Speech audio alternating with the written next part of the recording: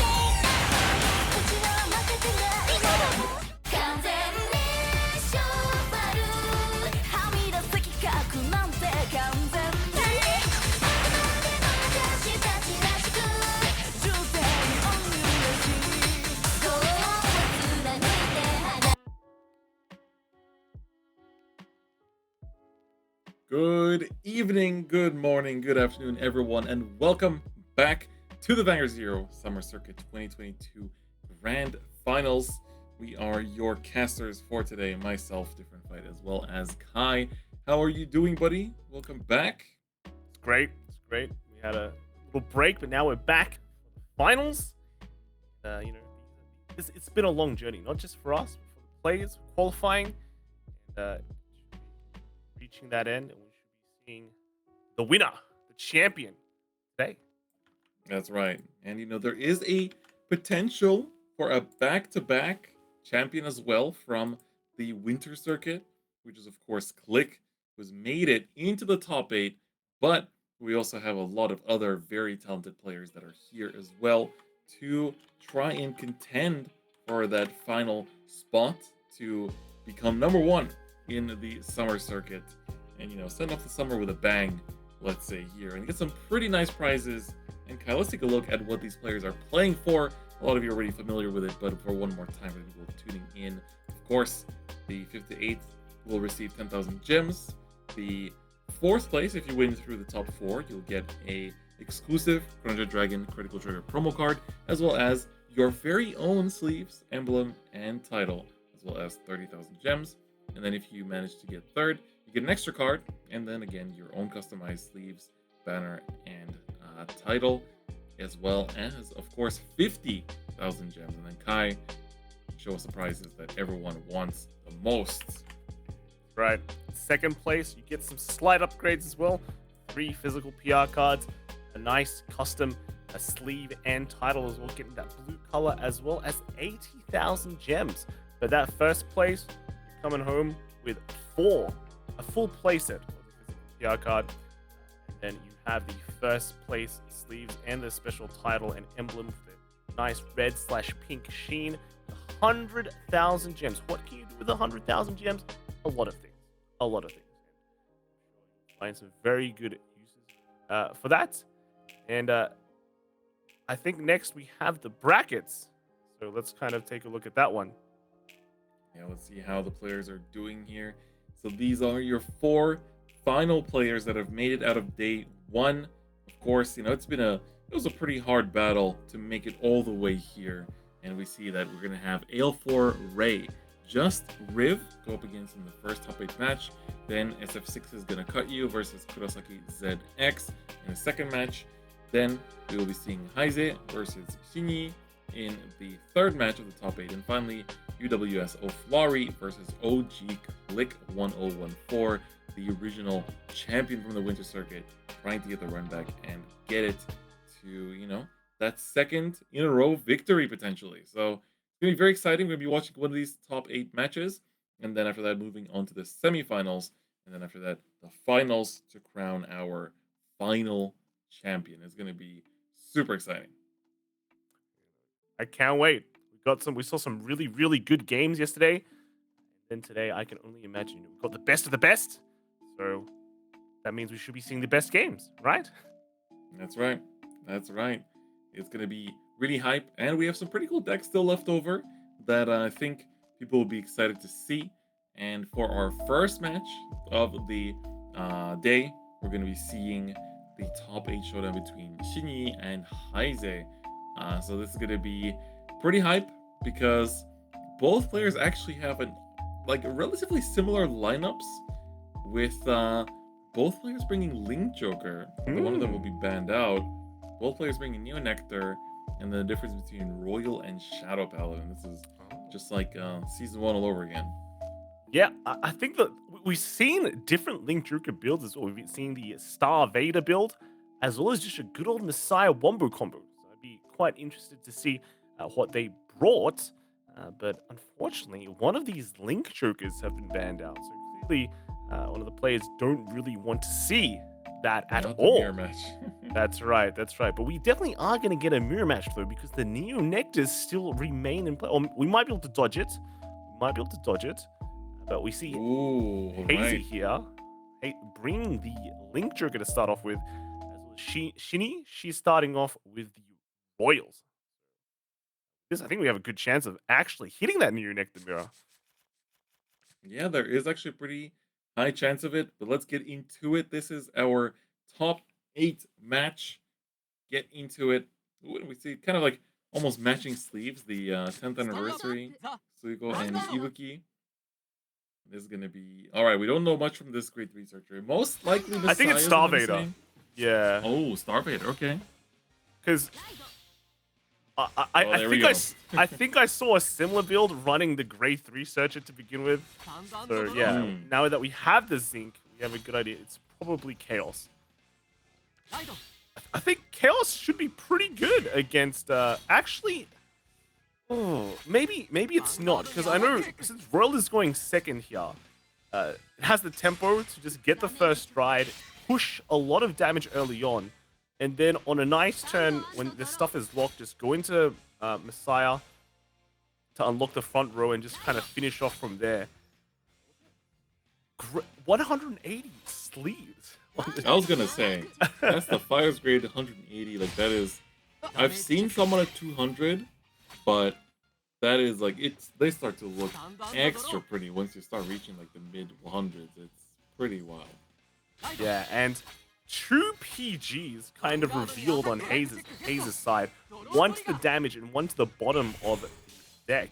Now, we still have ways to search in Link Joker, so it's not the end of the world, but we do know that there's at least two PGs that is not anywhere in Hayes' hand.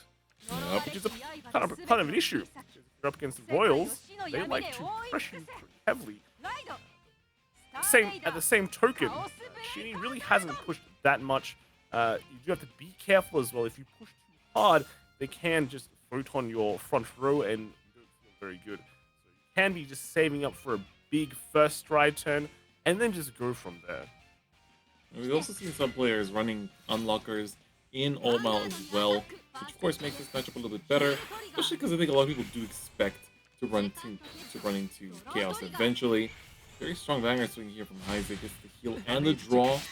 Keep pushing that hand and also making sure to be avoiding to 3. Pretty good. Could potentially search for another Chaos copy that can work as a stride flyer here if they choose a Soul Blast, but I think you want to keep that soul for Chaos's actual skill here. Yeah, now, I like how there's been some adaptation to the meta, at least on the global side with Link Joker taking something more prominent, because I think when we were watching the Japanese side, there were some Link Jokers, but not as prominent as before, using it as like a check against some of the decks in the metagame, which is quite cool to see. Exactly. So I'm curious to see how things will develop here, especially considering that, you know, overall All-Mal is kind of one of those like big boogeyman decks that has just been all over the place. A lot of players are bringing All-Mal because it is arguably the strongest of the combo decks, and it can just run the opponent down very quickly, and especially with the support of things like Luminous Hope, like the deck only got faster. So curious to see how things will fare for Ice, because they have to actually still stride, and the first stride for Chaos is not exactly great. That's right, it is the Judgment Messiah, which is not the best.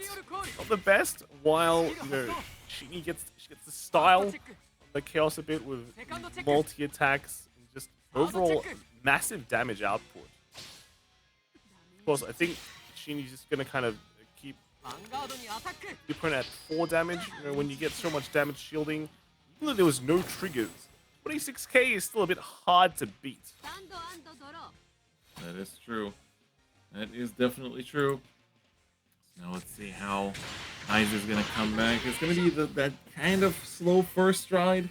We're going to have to just bear with it. Take out a back row. Maybe Photon a front row just to slow down the push from Zini. Otherwise, it's going to be a quick game otherwise, I think. That's right. Oh, there is the Photon. And although a heavy cost, it's still a very, very strong tool to slow down overall game state. Colony Maker coming in, able to call something if it wants to. That will kind of reset the deck and able to move that PG from the bottom to somewhere else. Hopefully not in the bottom. Hopefully not. Yes, and this can push to at least 5 damage, which is very nice, because your next few turns is when Chaos starts going strong. Able to just kind of grab defensive out of hand of him. Heal as well. That's really big. The attack pattern here, of course, being a big time. You get to push your opponent to 5, get that heal down to 3, 2 lock cards. It's going to be a little bit hard for All-Mal to navigate this board unless they play they play the unlockers, or they're playing with the plan to go into the Harmonix Messiah.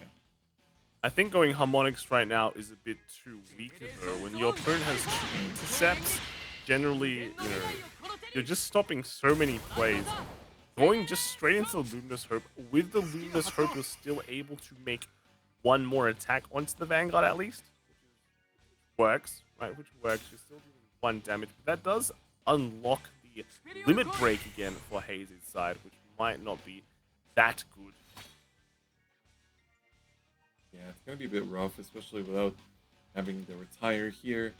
You're kind of gonna be just like swinging, calling out something with Luminous Hope, and then just, you know, probably just passing to make sure that you don't give out the limit break for their retire and draw that they're trying to get here. And I like some of the builds where they do run some retire cards. Just for these situations, it makes, you know, he just has to send cards out of the hand to trigger Brave. Well, Ooh, that's not good. not great.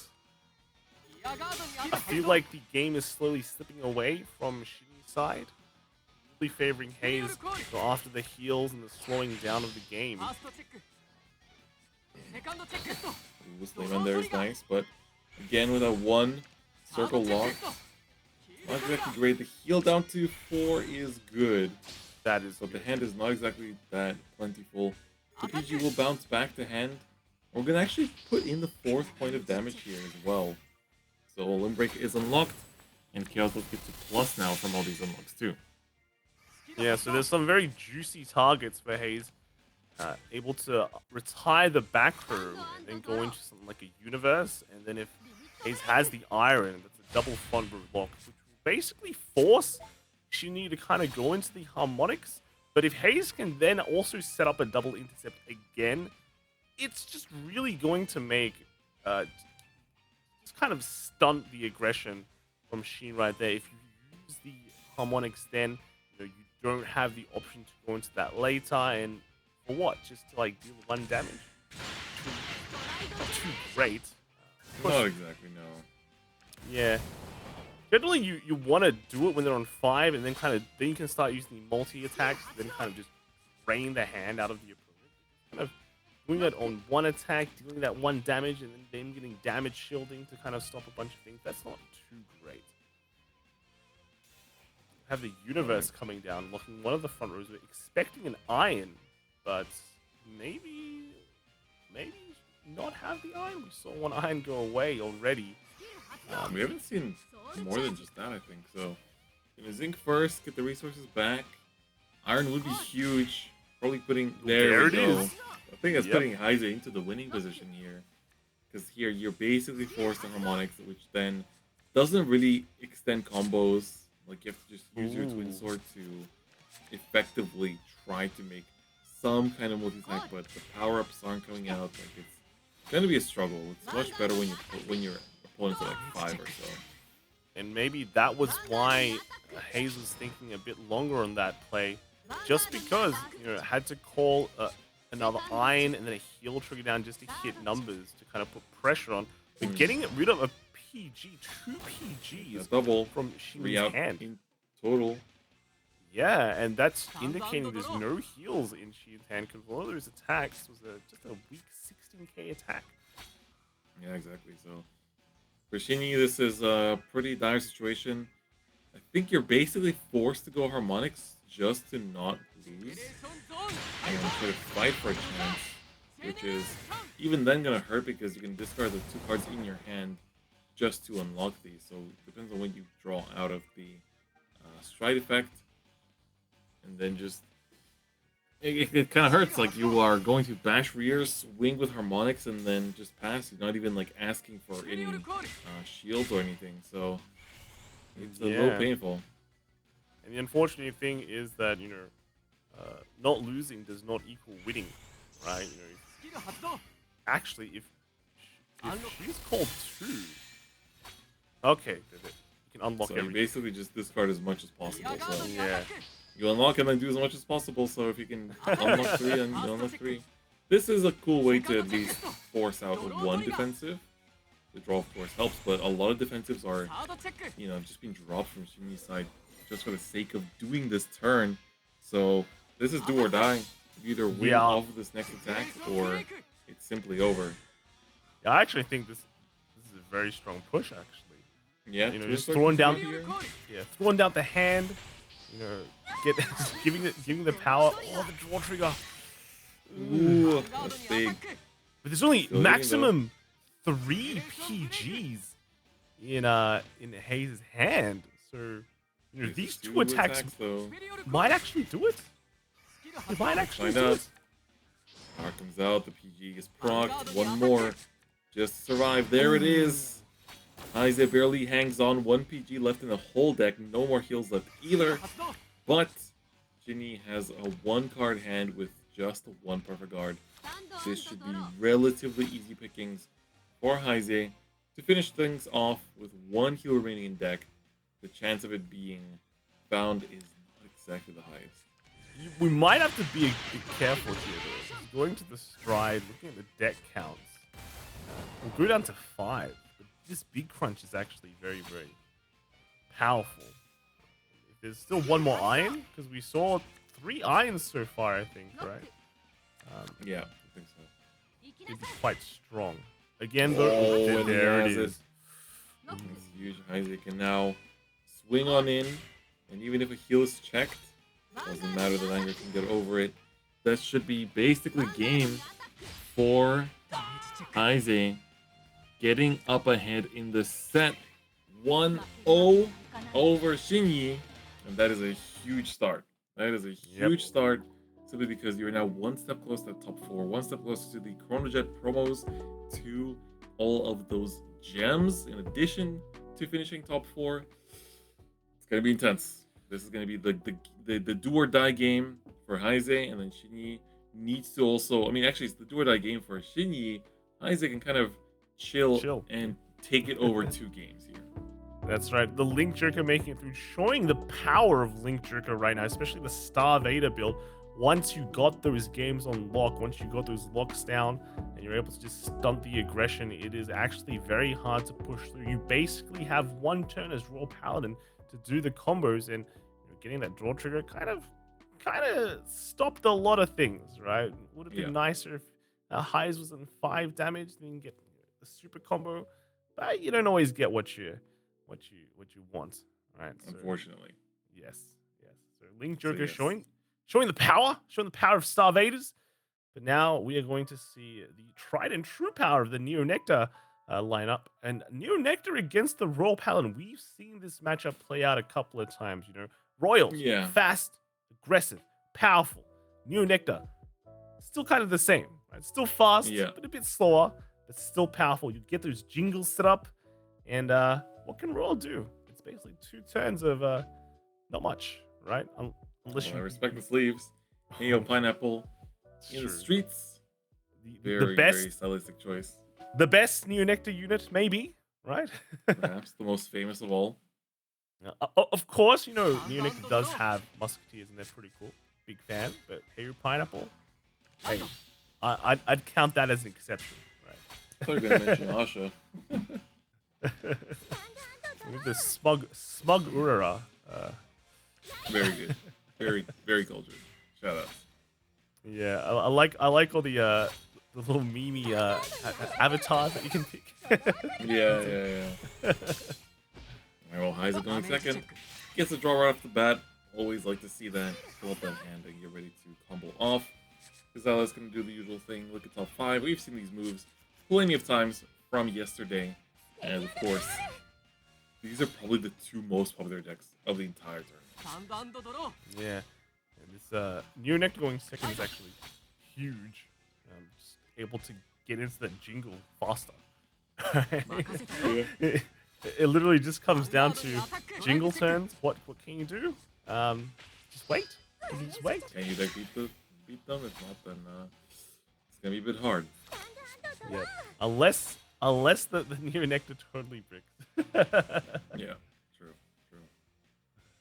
And alright, well, doesn't look to be breaking just yet. Latios is picked up. Stride Fodder going to be used to search for the right Asha. So let's ditch card from hand. It's going to be the Pia to search out the new Asha, which is a stand trigger too. And then this will allow us to push with the 30 actually in the front. We don't see too often. Defense is going to shut down this attack and basically just pass the turn back to Shinyi, who's fighting for her life out here, trying to get the run in, trying to even up the set. And, you know, if you're Royals, I think you have to go very aggressive. And she going for the massive aggression. Gonna push highs to 3 here. Just the double Benazels coming down. I think she basically has 1 turn after this before the jingles come into play. So you gotta make some of this count. Getting a heal trigger though, you know, healing down enables you to play the waiting game a bit longer if the inevitable happens. Yeah, it's true. I mean, it's you gotta take what you can get at this point. But we see Heize come back to the turn. Gonna go into Asha, get the first stride, which of course is really, really huge. And at this point, as you said before, we are just buying time until Jingle Flower. Going to this Alfina, copy up some cards, and of course, try to push some damage on this turn as well. I mean, the best card to copy is 3R, right? Which is basically every card. But looking for lost memories here. When you see one of the lost memories now, which will enable Hayes to just draw a lot of cards. And drawing cards means more ways to get things that you need, which means more targets. And now the 3 combos are coming in, getting some good cards back into the deck, and kind of just recycling, doing the little system, just putting back good things, so you can trigger them later. Yeah, and I wonder if Lost Memory is gonna go for the big dig here. Do we call it another 3 just to make it so we draw 3? It kind of replaces itself, but if it gives you a chance to draw into PGs, I mean, that's what's gonna matter at the end. So there comes another Lost Memory, but power doesn't quite hit the right threshold just yet. I mean, you know, what's better than drawing 3? Drawing 4. I'm a huge fan of that too. Me too. The 3 does come down as well, so we have a draw 4 now, but you can get a draw 5, and there it is. There's a draw 5. I love drawing 5. Yeah, and the great thing is, unless Hayes triggers a draw trigger here, Ooh, that's a good one. but you don't want any more heals. Stand. Okay, that's nice. And that's perfect. That's actually perfect. So Yeah, you swing rear, swing Van. Only if you whiff here does this not hit anymore, which it doesn't, thank God. And of it course, has a boost. So swing. I think there's no way you can get the heal. Oh, another heal. That's coming true, that's down. true. There was the, Yeah. the boost. And look at this. The draws. Oh. Ooh, that's like a starting hand right there. Now, you know, Hayes just hopefully doesn't get any draw triggers.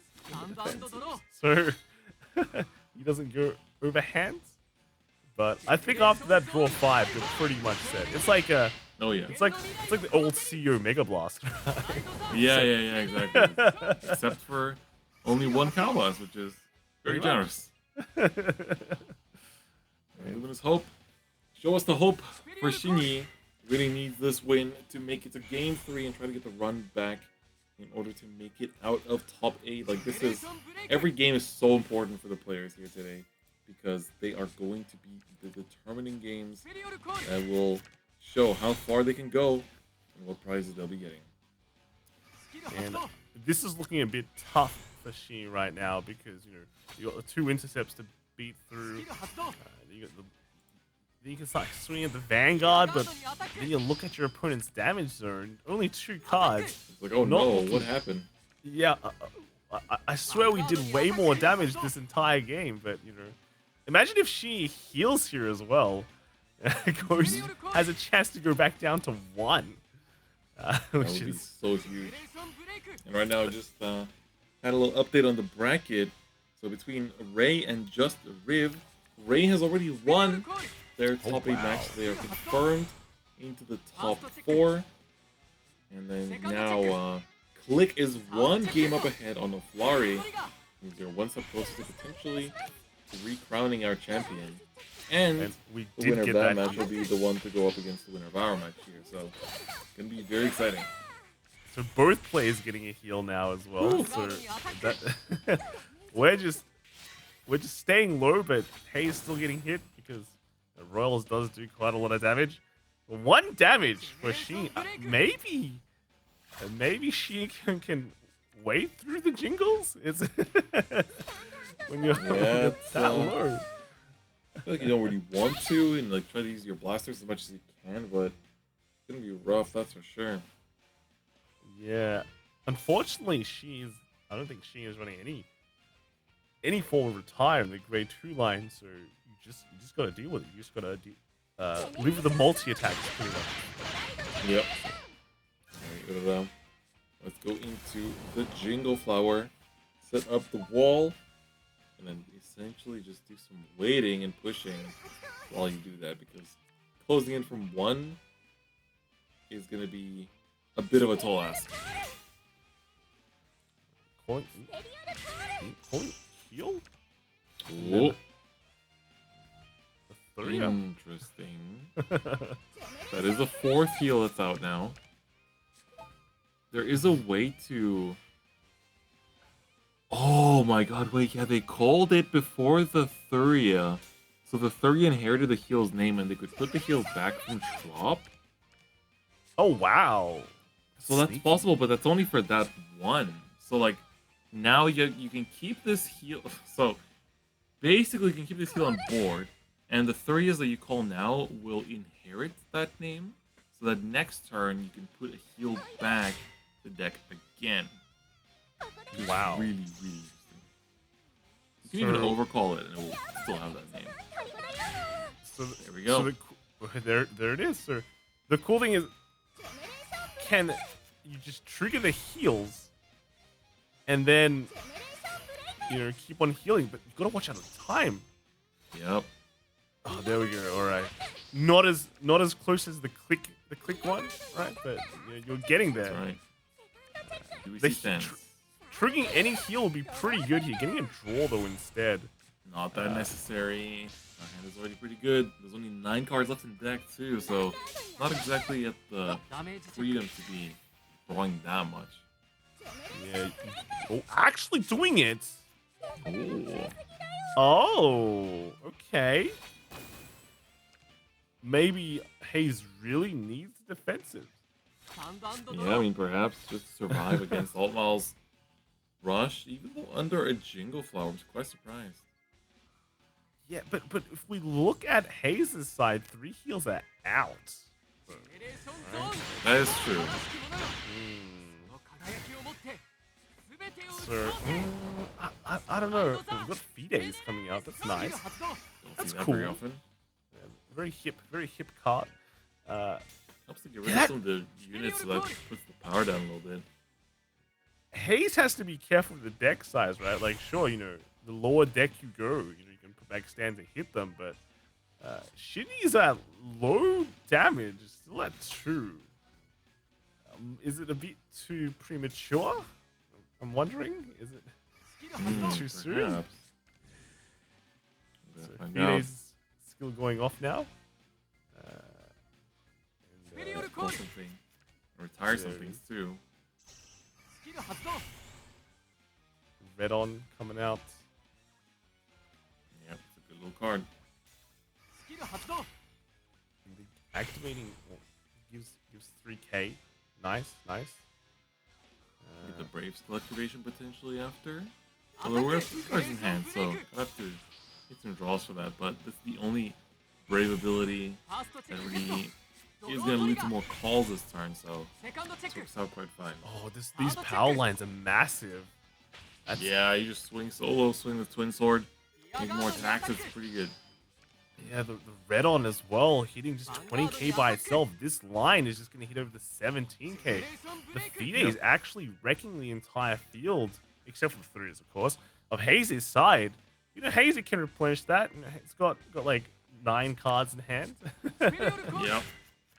But It's going to be a little bit hard to pierce through this defense if you're Shinyi. yeah, the aggression's not stopping though.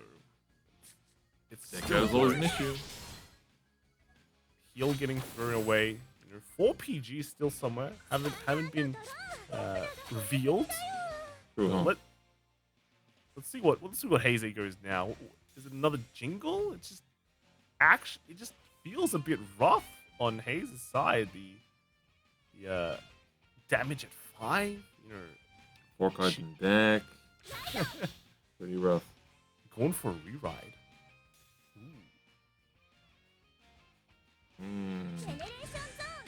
Shinny, 2 damage still. This is so rough. This might just be a lost game. Maybe we are going into that Neo Nectar Mirror. Yeah, there's a chance. 3 cards in deck.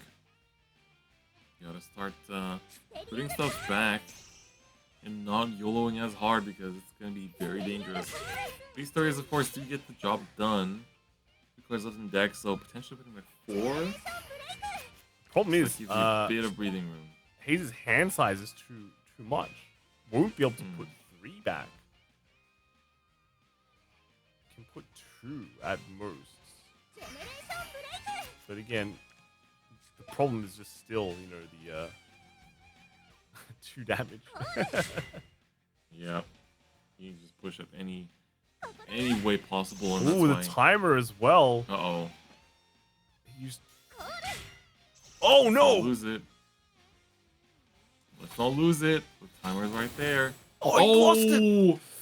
No, Heize, not here, not now. That is And that was the unfortunate. scoop. Yes. I Yes. think they understood themselves that this is not looking too good. You don't like seeing that. Not at this point either, right? It's all right. Hazel was up 1 round, so you know, still has 1 game to work with. But then we're entering that Neo Nectar Mirror. It's just like a rough situation. You use too much time for the previous turn. You know, you got to think a bit. What do I do? Opponents at 2 damage. What's the best way forward? And you know, when you think too much, the time doesn't fully reset, right? So Yeah. you gotta be really, really careful with that time. Unfortunately, look, I feel like the game was probably nearly over then. Get that mental reset right going to the next round. What do you think about this next one? Neo Nectar Mirror. Neo Nectar Mirror is always pretty difficult. It's basically just like how you outlast each other's Jingle Flowers, which like you hit for equal power, so it's kind of the same. And then on top of that is just the Primavera and like deck control for the most part. So curious to see. This is going to be a very important mirror match because this is the win and in for both players to make it into the top 4. If you lose here, it is done. Your day is done. Your night is done. Go to bed. And that is all she wrote. So this is going to be the game to determine who gets more prizes, who gets the IRL, Chronojet, Dragon, Critical Triggers, and many other prizes. We have the Urara versus the Tokuha here. That is the main difference. Yep. But this time, Haze going first. This might be bad. Like, is it better to set up Jingle first or Jingle second? That's actually kind of relevant. I feel like it might be second because you get to respond in that sense, and then also just have all your big lines sit. So and then it's gonna be a bit rough. You have like 1 extra turn of a Jingle while they don't, right? So it's a bit of a weird kind of, you know, how do you say, back and forth you get from these mirror games. But again, you got to be careful on those turns. You know, a lot of effects to proc, some things to think about. Don't want to lose time. Don't want to lose time for both players, of course. Yep. All right, can I get the search off? Search out more interesting 3 are coming out. cards. Yep. Both players using the Ashamat as well. So kind of. Yeah, it's nice that it's matching. Ooh, the counter chargers in this. You don't see that very often these days. Some differences, of course, can come up in these builds. You know, there's still some flex slots, I think. But Shinny actually pushing a bit. We're trying to push. The stand comes out. It's fine. We'll use the power. Gonna push some damage. Try to convert some hits to stand in response. The True Mirror is here. And is gonna come on in for the 3rd damage. No heals. Gladiolus is gone. And Shinny trying to get closer to that top 4 spot. And bear in mind that, you know, Shinny is getting first strike. So this extra aggression kind of tells us that, you know, she just wants to push the game, kind of end it quick, especially before the jingle turns. If what we discuss about the jingle turns is correct, technically she might be at a disadvantage if she jingles first. So this kind of seals the deal for your let's just end ASAP, right? Yeah. Especially before the lost memories come out. That's when you have the chance of just drawing a billion cards, and maybe not a billion, but a lot of cards. Where, Quite a lot. All right, now both players at 3. It's good to equalize, but it does feel like Shinji might be a little bit above, just a little bit ahead. Yeah, the tempo is in her favor. With Haze's play, Haze just has to do it because when you go first, you're losing the damage race technically because you just don't get that first stride. You're kind of forced to play a bit more aggressively, and that's what we had. So Arborea going, being the first stride here. Not Jingle Flower, which is I guess kind of going into the point of like wanting to go second with the ultimate being. Yeah. Usually we see Selfina first, but if you're not Selfinaing, I feel like you might be just ready to go. Yeah. Just make sure you have a lost memory, and showing the Neo Nectar supremacy. Unless maybe she's just not worried. Whoa, okay, she's just not worried about drawing cards. Drawing Not cards. at all. Drawing cards was last year. All right, let's just push damage. Let's go Gladioluses. Last year, last season. No triple blanks. That's really unfortunate. On the side of Shinji, another PG goes to the damage. This time on Haze's side. And now Berea can still reset and swing. 3 coming out. This one will still hit to 5. Actually, quite good because now Haze will get the first stride and probably get a lost memory here. Selfina lost memory, draw a bunch of cards, but still on that defensive. A lot of the cards will be just coming out of the hand. Yep. And to be fair, because she went first, strode first, she can technically go into Arsha stride, right, and get multi-attack instead. Yeah. You got all kinds of things you can do. And here we're seeing that Haze is like, all right, you don't want to go into Jingle Flower? Well, I don't want to go either. You're going to have to wait a little bit. I'll be the one to go second. Yeah. So... I think the interesting thing is, like, by pushing this hard, you're forcing Haze to go into the Jingle Flower first, while you have kind of options to play because you're on lower damage. And here, unless Haze gets a stand, I feel like, Shinji will only take 1 damage. Unless, doesn't look like there's any lost memories either. I guess Haze's hand is quite large. So maybe, the correct play is just to rush. Yeah, it might just be. Especially when Shinji's only got a 3-card hand. It might be time to push things out of control. Try to beat them before they get to their spammy stages. Yeah. Ooh, Gladiolus hitting here. And now the Selfina attacking. Still blanks. Everyone on Blank City here. Swings in. Heal trigger. Not Shinji. Shinji's got the heal on 4 damage. No more attacks here, but still appreciate that good little resource to have. Hydrogen Knight, though, able to just replicate that Gladiolus. Now the Gladiolus is going to swing in and just deal 1 more damage. I don't think, because the damage shield and the triggers, you can't push over 26k. Yeah. But do we have this? Can Shinji just kind of finish it this turn? With the Gladiolus, maybe. But we've seen quite a few of them get retired over time, so I don't know if there's any left right now. Hopefully 1. I mean, you can just go Primavera. You have, what? Is a main phase? No stride? Ooh, what? No stride cost? Oh. That's interesting. Uh, I mean, I guess there's just no strike cost. Like, that's just what it is. Oh no, that's not good. That is unfortunately not what you want Yeah. to see in this situation. It's really unfortunate. And the heal to boot will help to survive a little bit, considering how troublesome this hand is looking right now. That this is really gonna help here. Okay, Haze can go into do the multi-attack turn, but you know, Shinny didn't stride. Maybe her hand was just full of defensives, right? So 1 damage left, a couple of defensives hand. Maybe Shinny still lives. Let's see what Haze goes into here. It's gonna be the jingle. Haze will choose to start the chain.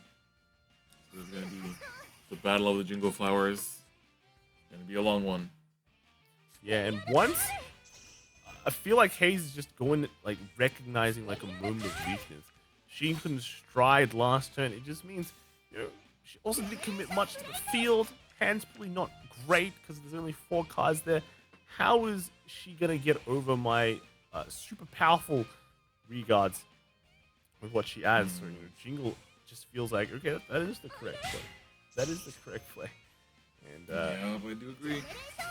So now we got the Thurias, the triangle formation of Thurias, with the Pias on the side. We can start just bashing. There's still 2 stands left in deck, so we can potentially hit one and get some more attacks into the face. Swinging in. The heal is proc on both sides. This is crazy. ooh. And the Stand! stand comes through. That's big. We get another one? No, we do not. But this will ask for a perfect art from Shinyi no matter what. So they better have it ready. There it is. 3 cards left in hand. Now it's Shinny's side. Can she go into Jingle as well? She lost some key pieces last turn. She does have the cost for stride, but just didn't want to go into it, it seems. Does she have a good way to go into it now, or is this just gonna be like a delay turn? You can't keep on delaying though, because you're just not gonna progress. There is the stride fodder. Okay, we have something here, but going into Asha. Green spinning. Let's try to watch. I This guess is gonna go. this does power up the front row. So I'm surprised it's can. not jingle though. Like it's gonna be a little bit difficult to answer this board with. I guess it's not that bad. You do get the power up as you said, so it barely hits on the 21. yeah, and that hand just seems. What could it be? What could it be? Yeah, I'm really curious. Alright, counter Thuria. Let's get these attacks in. And of course, don't forget the power buff. It's probably the most important part here. And here we go. 5K, there it is. So we're at least hitting something. We're getting good numbers. I mean, this is taking out the intercept. This is going to be a good Vanguard swing, and if we can see some triggers, as we do, it's going to be even better. But the thing is that can attack from back, but the Vanguard's still 19K. Yeah. So, bit unfortunate. Gonna go to 5 and get that counter charge, and that is it. That's all she's gonna write for this story. And simply pass on the standing Thuria, and now we're back to where we were a couple times ago. Both players at 5. And it is that fight to get into the top 4. Yeah, but the fact that she didn't go into Jingle here, it just feels like now, you know, you're opening yourself up to this play, just going to the Asha because they know you're weak. Your hand is weak. We have 2 attacks to the Vanguard with this play. So, yeah, it's if you jingled here, right, they can't go into the Asha, and I feel like, Yeah. yeah, it's a bit hard. Ooh, and I got an update from the rest of the bracket. Kurosaki ZX has taken down Gonna Cut You in a 2-1 series, and we now have our first top 4 match settled between Ray and Kurosaki ZX for later. And on the other side of our bracket here, we have Oflari and Click, and it's currently 1-1. So Click is trying to fight to stay in, but Oflari wants that dub as well. So it's just as intense as we are having it here between Heize and Shinny. We have. Okay, so this is a much better dream spinning turn because here you actually can make use of the back row attack to take out intercepts and make use of the fact that you are attacking 4 times. Technically more thanks to the Gladiolas here, who will be calling out more attack targets in order to push out the 3 cards in that hand, make sure all those defensives are gone, or the deal is sealed, and we're going to potentially like see... Oh, Heize might just be winning here. There's still 2 heals left in deck, and the surrender comes out. Heize takes it. As you can see, I'm game more leaning as usual. Heize takes it over Shinny in this top 8 matchup to secure the spot in the top 4. That was insane. That was close. All right, Hayes Very. had that miss in that second game where she also got like a bunch of heals. Feels bad, right? Feels a bit bad, but hey, able to get that comeback in that third game, able to reset and go. So feels good, right? Feels good making it to top 4, having another chance to fight, right? GG's all around. That's right. So Yes, good. 100%. And for Shinny, honestly, amazing showing. Making it to top 8 from all those players was a huge feat to do, and I'm sure they will still enjoy their extra gems that they have won from making top 8. And of course, for all players that made top 8 today, congratulations. It was a hard-fought battle yesterday, and even if you cannot continue on to fighting for the prize cards, you still did amazingly.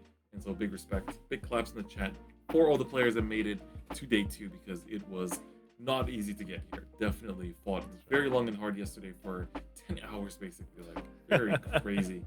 And so now we're going to be ready with our top 4 pretty soon. I think we haven't finished up the final game between Click and Aflari just yet. So we're going to be going for a short break while things conclude and we get ready for our top 4. So don't go anywhere. We'll be back very soon to see who's going to be playing in the top 4 and who's going to be fighting for a spot in the finals. So don't go anywhere. We'll see you very soon.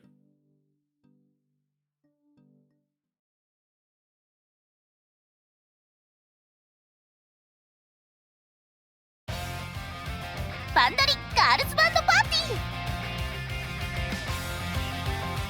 ー、ポッピンパーティー、キラキラドキドキしたいな。アフターグロー、今日もいつも通り行こう。パステルパレット、みんなで最高のステージにしようね。ロゼリア、このメンバーで頂点を目指すわ。ハローハッピーワールド、世界を笑顔に。モルフォニカ、輝く景色を一緒に。レイザー水蓮、暴れる準備はいい？個性豊かなバンドメンバーとライブを成功させよう。リズムゲームパートではゲームオリジナル楽曲がたくさん遊べる。さらにライブ背景を MV にして遊べる楽曲も。そしてリズムゲームの体感もパワーアップ。有名カバー楽曲も続々登場。知ってる楽曲でたくさん遊べるよ。最大5人での協力ライブが可能。みんなで協力してライブを成功させよう。バンドライフを楽しむアドベンチャーパート。ラウンジでは次々に交わされるメンバーたちの会話が見られるよ。日常やさまざまな会話を楽しもう。私たちと一緒にキラキラドキドキする毎日を過ごそう。バンドリガールズバンドパーティー大好評配信中。始めよう、私たちのバンドライフ。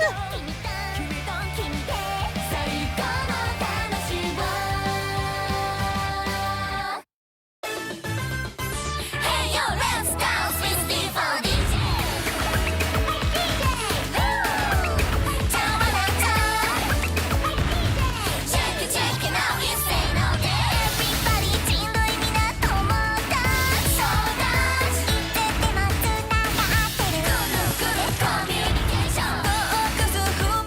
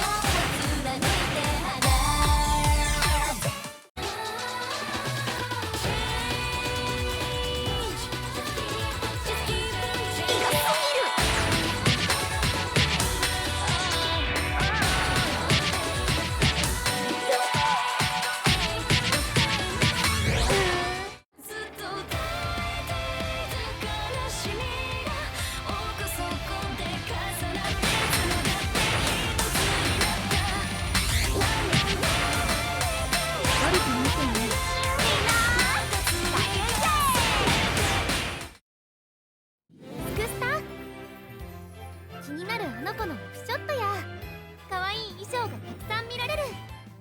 物語の主人公はあなただよ。3周年キャンペーン開催中。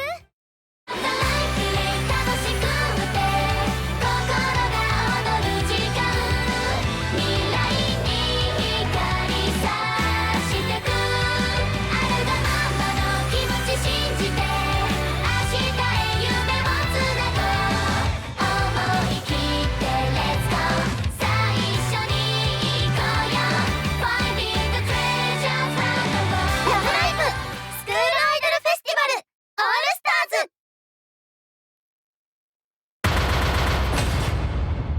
これよりデラックスを開催する。理想とリアルの境界で俺は存在証明を書き鳴らせ。覚悟はこの手に、この手に握りしめ今向かう。その先へ立ちはだかる壁が高いほど深く、心惹かれ打ち抜く様で、もう自分にだけは嘘つけない。譲れないものが確かにあるんだ。掴み取るために突き進め、星空が導く。さあ闇切り裂いて、スピード上げ求め混ざり合う Black and White。真の最強のその先を。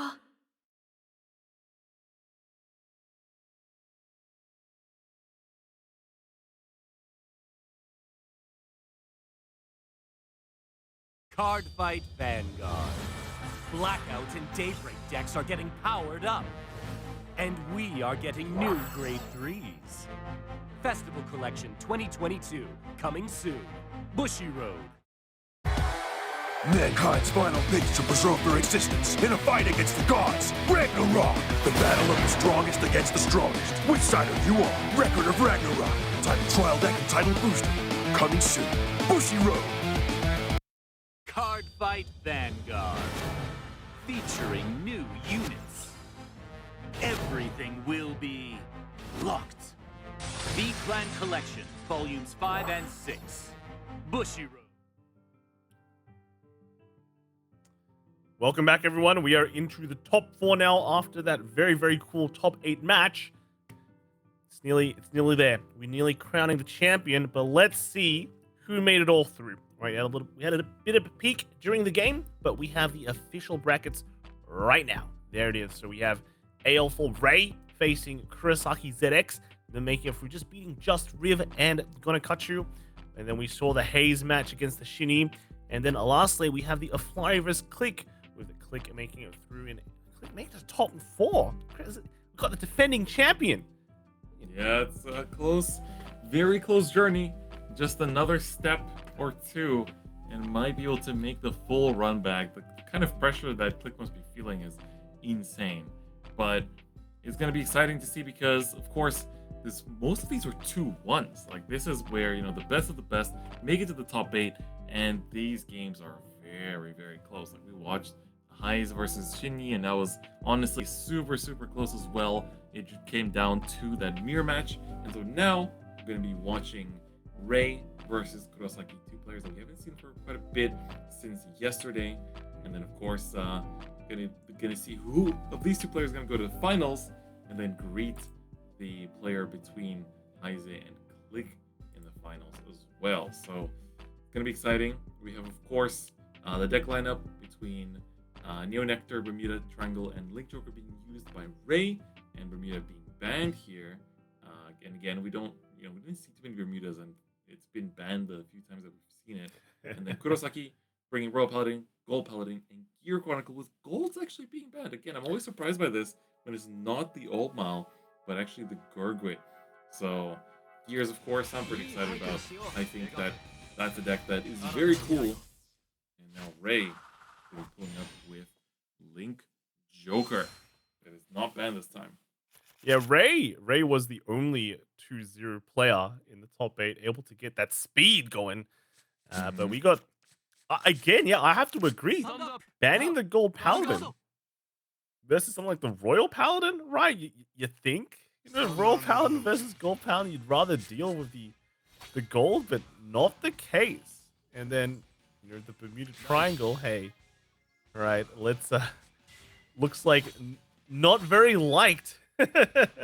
Yeah, like more kind of like worried about that matchup than Neo Nectar, which is also very interesting to me because, you know, I guess if you have a lineup of decks that can deal with that, then it's fine. Which, I mean, especially Gears are very favored. So, like, if you're bringing Gears and it's not banned, then you're like, oh, I'm going to be great into Neo Nectar.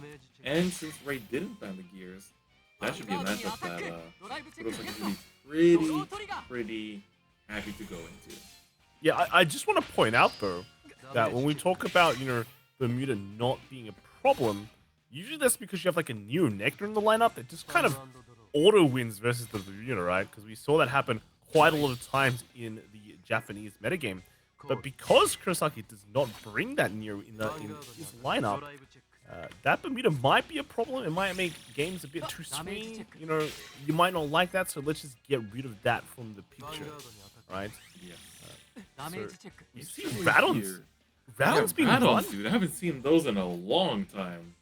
Yeah, this is a much more different kind of build of Starvaders than I was expecting. That's for sure. Throwback, dude. I'm feeling nostalgic over here. Yeah, and I mean we got a Hope Song Angel here as well. I haven't seen this guy in a while too. Able to call. I think these are like, whenever we watch these players on stream, I think these might have been the decks that they were banned for them usually between the Royals and the Link Joker. And look, being very aggressive with the Royal play here, because Kurosaki does get the first stride with Alt Mark, which is very scary. And look, Ray's just gonna go. It's gonna be a big flurry of attacks, pushing all the way to 4. Ray is already back against the wall. Doesn't matter if you have limit break when you're not going to be activating it for quite some time. So I guess Ray just go into chaos, use Photon maybe if they have it. There we go. Yep. Such an important card to shut down this aggression.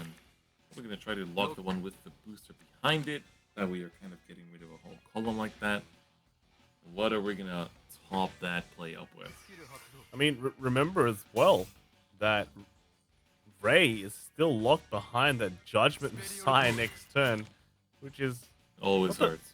Not the best of friends, let's put it that way. But this this Palladium is definitely going to be able to lock things down a bit more, at least for another turn, which could be beneficial. Could be just a bit, right? But it also means that could have optimized a little bit here too. Could have called the Palladium to the other column, made the 19 to make sure this hits over defensive. Luckily, it doesn't see it, so it's going to be a 4-4 equal damage matchup here. The Photon coming in. They draw a pretty big hand for Kurosaki. All Mile, of course, not exactly one to, not exactly a big fan of having a big hand. Quite the opposite, in fact, but you can definitely play with not being in the brave state too, right? So Kurosaki can actually just straight up go into harmonics if he wants to, just open that other line up, because Ray is on 4 damage. He's only got 4 cards in hand. If you want a wombo quick combo, game. Get that in. That's correct. But at the same time, you still also have 1 turn to work with if you want to. Because again, we've been talking about Mr. Judgment Messiah, not a great card. Basically gives you an extra turn. So you can like Luminous Hope here and still kind of get an attack in, push him to 5. If Ray doesn't heal next turn, you actually have the setup to go full mode, full winner mode, right? So let's kind of see. And putting more of a... Well, no harmonics. We're going to be just setting up a back row here. Throwing some stuff up across. And I just call the All-Mal because it's going to get called over by grade 2. And then we can essentially just swing once to face. Hope Song. Oh no, because Brave, right? Are we? Wow, we're going into Brave just to be able to use Luminous Hope. Luminous Hope is a really good card, but needing to be in Brave is, the one downside. Yeah. And I like having a big hand, just because I like defending. Yeah. Technically, just like having options, like defending. Yeah. Brings to it. Technically, when you're against a 3-attacker deck, which is basically what Chaos is, you can be a bit more liberal in your usage. And triggering heal does help a lot, right? It just it means you have a lot more working space to work with. Yep. So I'm assuming, and like discarding all that hand, but I guess like it comes down to the choice of starters. Is also going to be pretty big in like the next turn if you want to go into harmonics, for example, just to close out the game. Might be necessary with Palladium, like if Palladium locks this up and then use another Photon to lock up the other front row, you'll be just moments away from victory, and you're going to have to go into that. So you have to discard quite a bit just to unlock it. But I guess we've seen all-out players that just keep a low hand anyway, so when they go into the harmonics, they choose to unlock everything and then discard their whole hand. So we'll see how this goes. The countercharge here is pretty big. Can actually do it twice. Cycles into a draw and opens up the field. So then the only thing that can be locked by the first stride is going to be the starter. That's actually pretty important. But the Palladium will be able to kind of relock the Hope Song Angel, which is pretty big. Absolutely. But yeah, I think we're just going to see a Judgment Messiah here. This is basically the turn to do it. You don't have many other options. You're not going to just stay here and not progress your game state. Here comes the Stride. Ideally, you want to put down, maybe a Universe? Ooh. Alright, the Chaos Stride coming down. This is a rare first stride. I think maybe Chaos Universe was not within the expectations of Kurosaki. You kind of always have an expectation there. Instead, this won't lock anything, but it'll force a hand lock next turn. Photon coming down, but not enough CB to actually lock anything. I wonder if there was a zinc in this equation somewhere, or we're just calling down attackers. This doesn't look too good for Ray anymore somehow, because here, even if you force a circle lock, you just call out something to the back row, you let it chill, and then the front row can be unlocked with the power of the harmonics.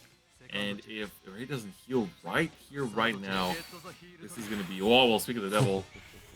The caster blessing comes through sometimes. That's right.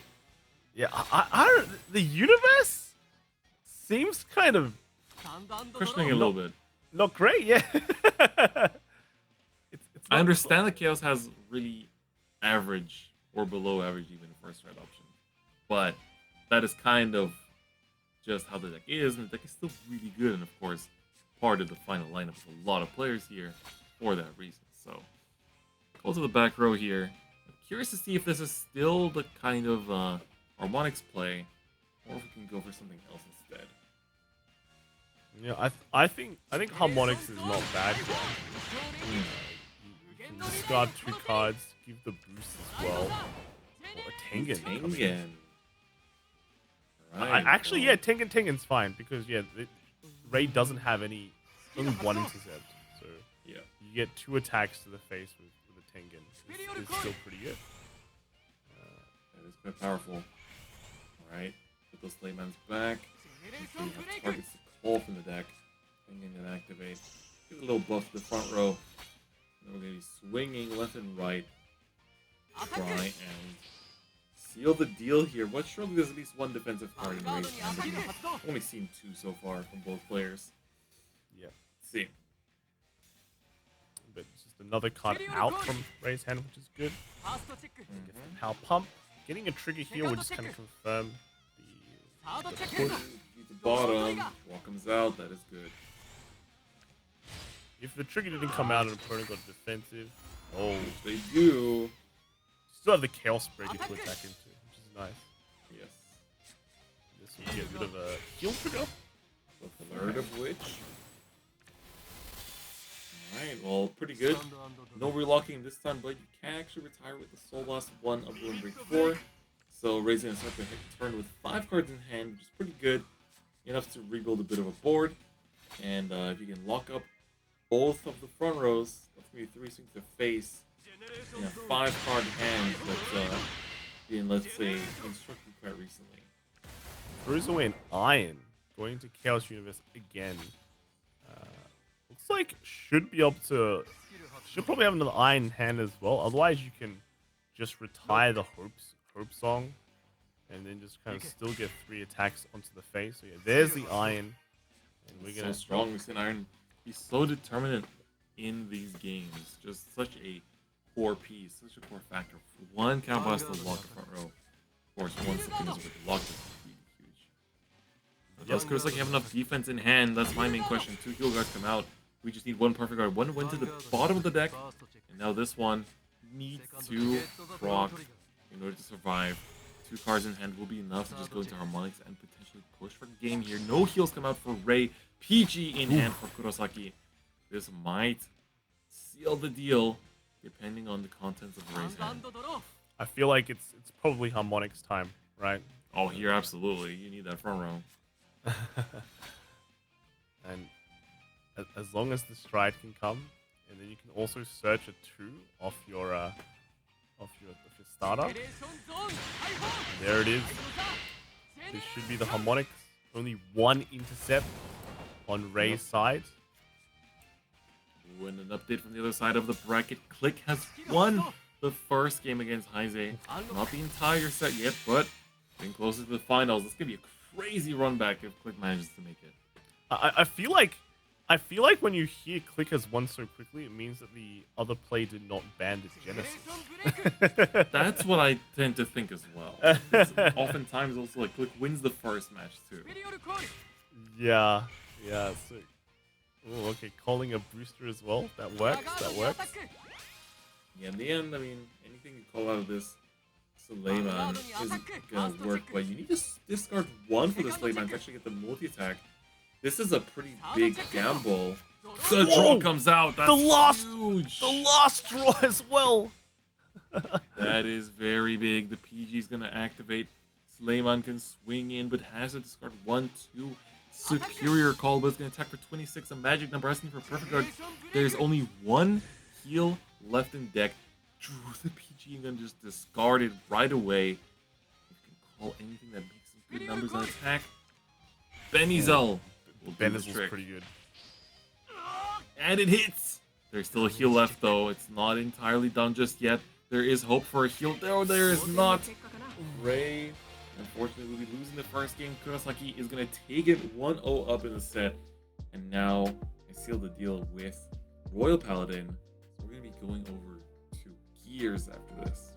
That was a close one. That was a close one. It was kind of back and forth. You're wondering how you navigate through those Link Joker puzzles, right? When do you use the harmonics? You know, do you use it now? Do you use that? If you once you use that turn, you don't have it in the future. So it has to be that trump card that you're ready to just use to kind of seal off the game. But yes, so very, very well played into that Royal Paladin into the Link Joker. But now you have the Gear Chronicle versus Link Joker or Neo Nectar, which is actually quite interesting. You know, You don't do Neo Nectar into this. This is you definitely want to try to start off with the Link Joker matchup, see how it goes. I don't think we've seen Gears versus Link Joker on stream yet, have we? I actually don't think it's that good of a matchup for Link Joker as well, because they can lock cards, but you know, as Gear Chronicle, you still have, you know, a lot of pressure. Right? Just go next stage, like just like yeah, pretty much. you can rush. As long as they don't have intercepts. Yeah, you can, and you have so many ways to bottom deck cards. It's pretty much like fighting against a Kagura. They just don't have any intercepts. They're just gonna eat damage every turn, and that's just how the cookie crumbles. So both matchups don't seem great for Ray here, but look, you have to make it work somehow. That's just how you made it all this way. It's right to happen somehow. Yep. It's just you have that mindset, right? You know, the mindset that you've been working through the whole, not just yesterday, right? Not just our long 10-hour tournament yesterday. It is the long journey, the 3-month journey. I'd have to say, maybe a bit longer, maybe a bit shorter. Including the seasons. Multi-season, right? Multi-season, multi-qualifier as well. To make it here, you have to have that experience, right? So I think we're gonna head into this game now. Neo Nectar has been huge. That's a surprise. That is a surprise. Going first, though, that's potentially going to be a big boost for the success of Ray. See how it goes. I keep refreshing, checking if Click's game has updated, but no, they're still playing their second match. We'll see what the result is going to be to determine the finalists. But first, we have our own match on this side to worry about. Kurosaki is one game away from finals glory. Ray, back against the wall, can't afford to lose whatsoever. Of course, even if you lose here, you will be playing against the loser of the other side of the bracket for a chance at a third place, which of course rewards more gems, as well as different kinds of goodies and another copy of the Chronojet Dragon Critical Trigger promo card. So in this matchup, do you even bother going into Jingle? Yeah, like we saw that struggled on stream yesterday, where you're sitting with Jingle where you cannot give your opponent a CD because they will just bot deck everything. So we went through 2 Jingle turns of doing nothing, and it just feels bad. Yeah. So I don't know, right? Like, do you go into it just to force your opponent to go into the revolution, or do you just not bother? I feel like you still have to, right? It's not even a question of like, oh, you lose too many cards, because either way, when you're near Nectar, you draw a lot of cards as well. So yeah, it is what it is. But yeah, it seems Kurosaki taking a bit slower. Maybe hands not that good. Not really putting down extra attackers, even when going first. So, we'll see. And then on the other side, Ray though. Ray feels like he needs to go. Right. Trying to push, we're trying to go aggro. No defensives, that means we're still hitting. Alright, first gonna use the Physalis to find another target for the next turn. Could you can go to the front row knowing that, of course, Franja likes to block deck things here and there, but not gonna be going for that. And then there is our beloved timely combo maker. Put into damage. What will Kurosaki right here? Going into the G. Calling down another history maker. And, grade 3. That becomes a grade 0, right? So this one just gains power basically, depending on your Zodiac time use.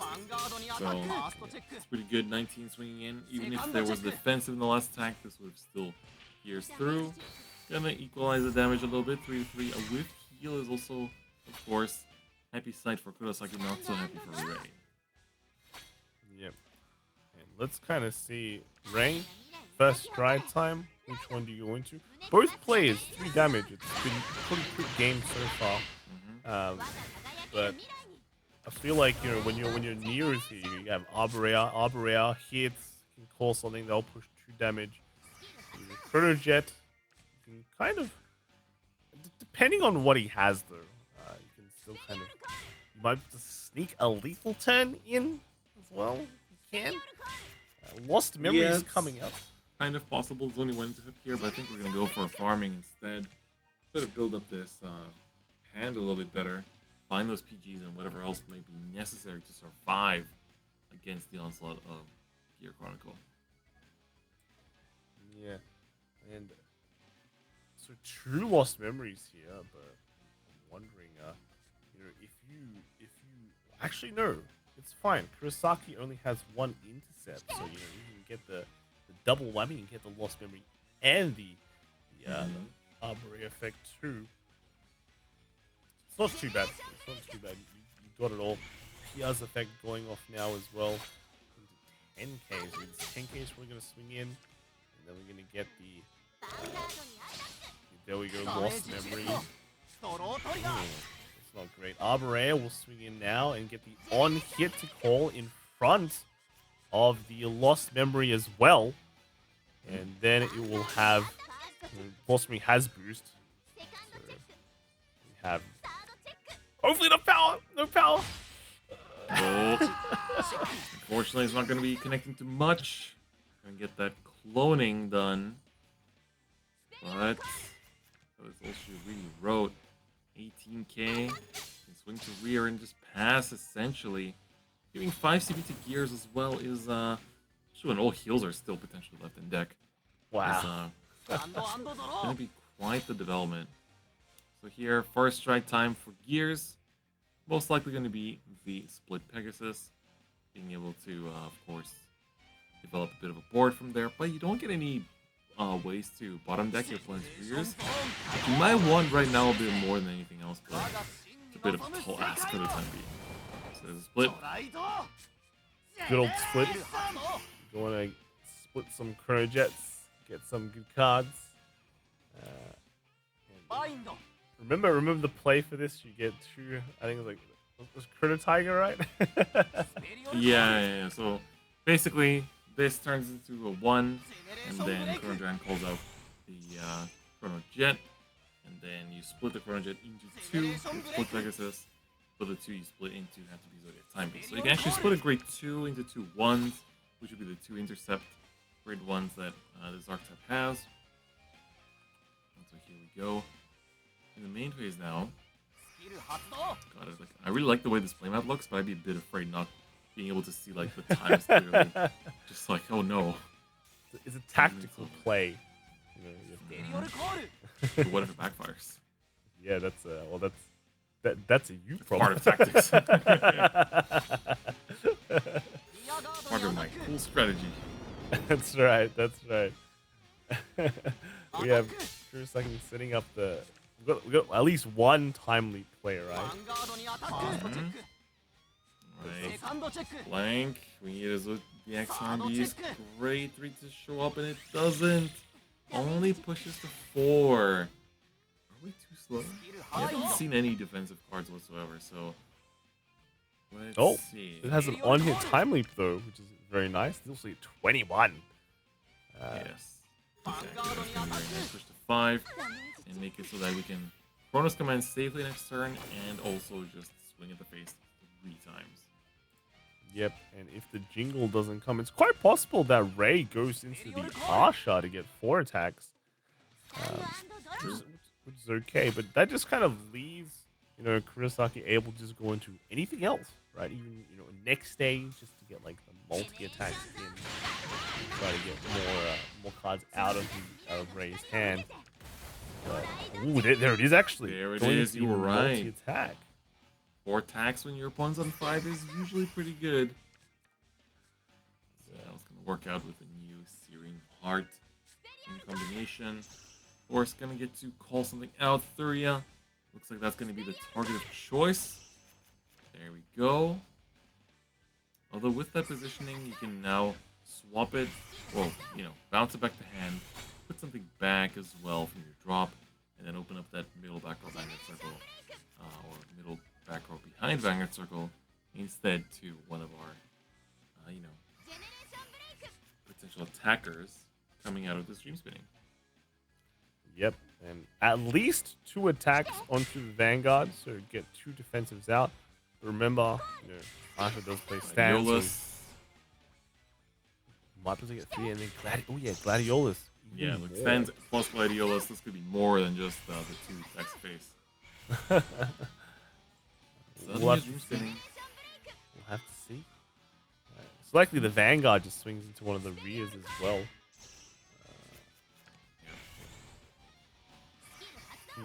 We'll see. Thuria most likely going to pick up one of the rears at least. And then the other one for the other one. And then Gladiolus going to do a little bit of a combo to start just dropping off his hand as much as possible, because we have no defensive cards shown. 49k Gladiolus, so strong. That's wild. It's not going to stop there either. Here comes another Gladiolus. Of course, unlike the Jingle buff, you don't get the passive. It's been unfortunate. So, can I choose to see if you want again and attack? See what the target is. Going to be the Thuria. Right? So, banking on... Oh, don't even have to bank on trigger. Odette is going to do the power up, making it so that this actually hits. Triple heal guard. What? That's not good. Oh, that's no not good. We're way. going to a game 3 as we see that Ray manages to type the series, and Kurosaki did not have the defensive tools to survive. Wow. We're seeing that Chronojet is usually favored against Asha, but you just don't have to go into your Jingle Farm. Is that the first time you've seen a triple heal drop? I think that was my first time, to I be think honest. I've seen it once before, but it's definitely very rare. I want to see a quad. I really want to see a quad? quad. Oh, we want that quad. I wonder which order does it show up in. Is it like 4 cards next to each other? Is it like a square? How does it work? How does it work? Dang. Wow, we said that was a bad matchup for Neo, but you know, Neo just takes it home. It's just Yeah. it's just we that thought. easy. We really thought. I'm surprised. Like, now, years into Link Joker, I'm a little worried. It's going to be interesting to see how it's going to develop. Because, of course, Link Joker, as we said earlier, should, generally speaking, be defavored. Yeah, but I mean, look again. These plays have made it here. They have a plan. They know what's up. They're gonna figure it out, right? They're gonna figure it out, but we'll have to see. We're just here for the ride, yeah. So let's take a look. We have our buddy Ray going first here. Again, feels bad. You know, you got that judgment aside, but we've seen Ray go into the Chaos Universe. Which is... That's right. Unpredictable. You can never know what's going to happen. But then, again, Geek Chronicle getting that first strike, getting the power plays in first. It's important. It's really, really determinant here as well, especially for Game 3. Both players are this close to making it to finals. They're both going to be fighting with all they've got to try and make it there, win the grand prize, get themselves all the promos and the exclusive sleeves, emblem, etc. And I don't show off his power once again. Ray pushing in. He's going for the double line, the dual lane. But the draw defensive is going to be stopping that. If this was called the other way around, we would actually still been able to hit, but then you lose out on the resist, which you don't really need right now. I feel like fighting the resist would have been better here, because you can't lose it in any way that early. Yeah, there's something that's factored yet. But wow, look at Kurosaki. Wants to challenge. Goes for the double drop. It's like asking for a photon to come out next turn, right? A little bit, yeah. Which is bit unfortunate, especially because usually this will lead to Ray having 3 damage. Not this time though, the defensive is too strong. But a lot of time to consider how to approach the next turn, as especially don't see Chaos Breaker. That's the Photon. Alright, you know, you didn't see the Chaos bring a skill. Bam, Photon comes out, gets that going. You know, Yep. Kurosaki was asking. Let's be real. Throwing down 2 cards like that for the rush. Hey, he's going, bring it on. Bound to happen. Bring on the Photon. Let's see what you can do. Alright, but I feel like, you know, there's still a lot of things. Even one front row locked, it's not the end of the world. Right, it's not the end of the world. Kurosaki has a lot of plays, especially depending on which Chrono Jet he goes into. But Ray, on the other hand, not having any of that, going for a full-on rush. And maybe this time... 14, I mean, it's pretty good. 19 now. Gets over the defensive, unlike Kurosaki could not last turn. Another draw. That's... Ooh, that might not be that good. Two of the... That is a pretty important piece that you want to stay in the deck as a one of here and there, but yeah. let's see how it goes. JG has been ridden. I'm assuming we're just going to split Pegasus. We lose out on a little bit, but it's not the end of the world. And I mean, you know, the Palladium at the front. Showing Rage is showing. You know, you're welcome to take it. I'm valuing my Zincs more, but you know, if you use too many Zincs as well, you have to be very, very careful. Yep. Fate Rider first, though. First ride Fate Rider. G skill now, wanting to do the Mr. Timely combos. Yep. Going in. Ooh, the other side of the bracket has been updated. OG, Click, and Heize are 1-1 in the set. Heize's not letting Click get into the finals that easily. Gonna have to fight for it. That's right. You know, wouldn't expect any less.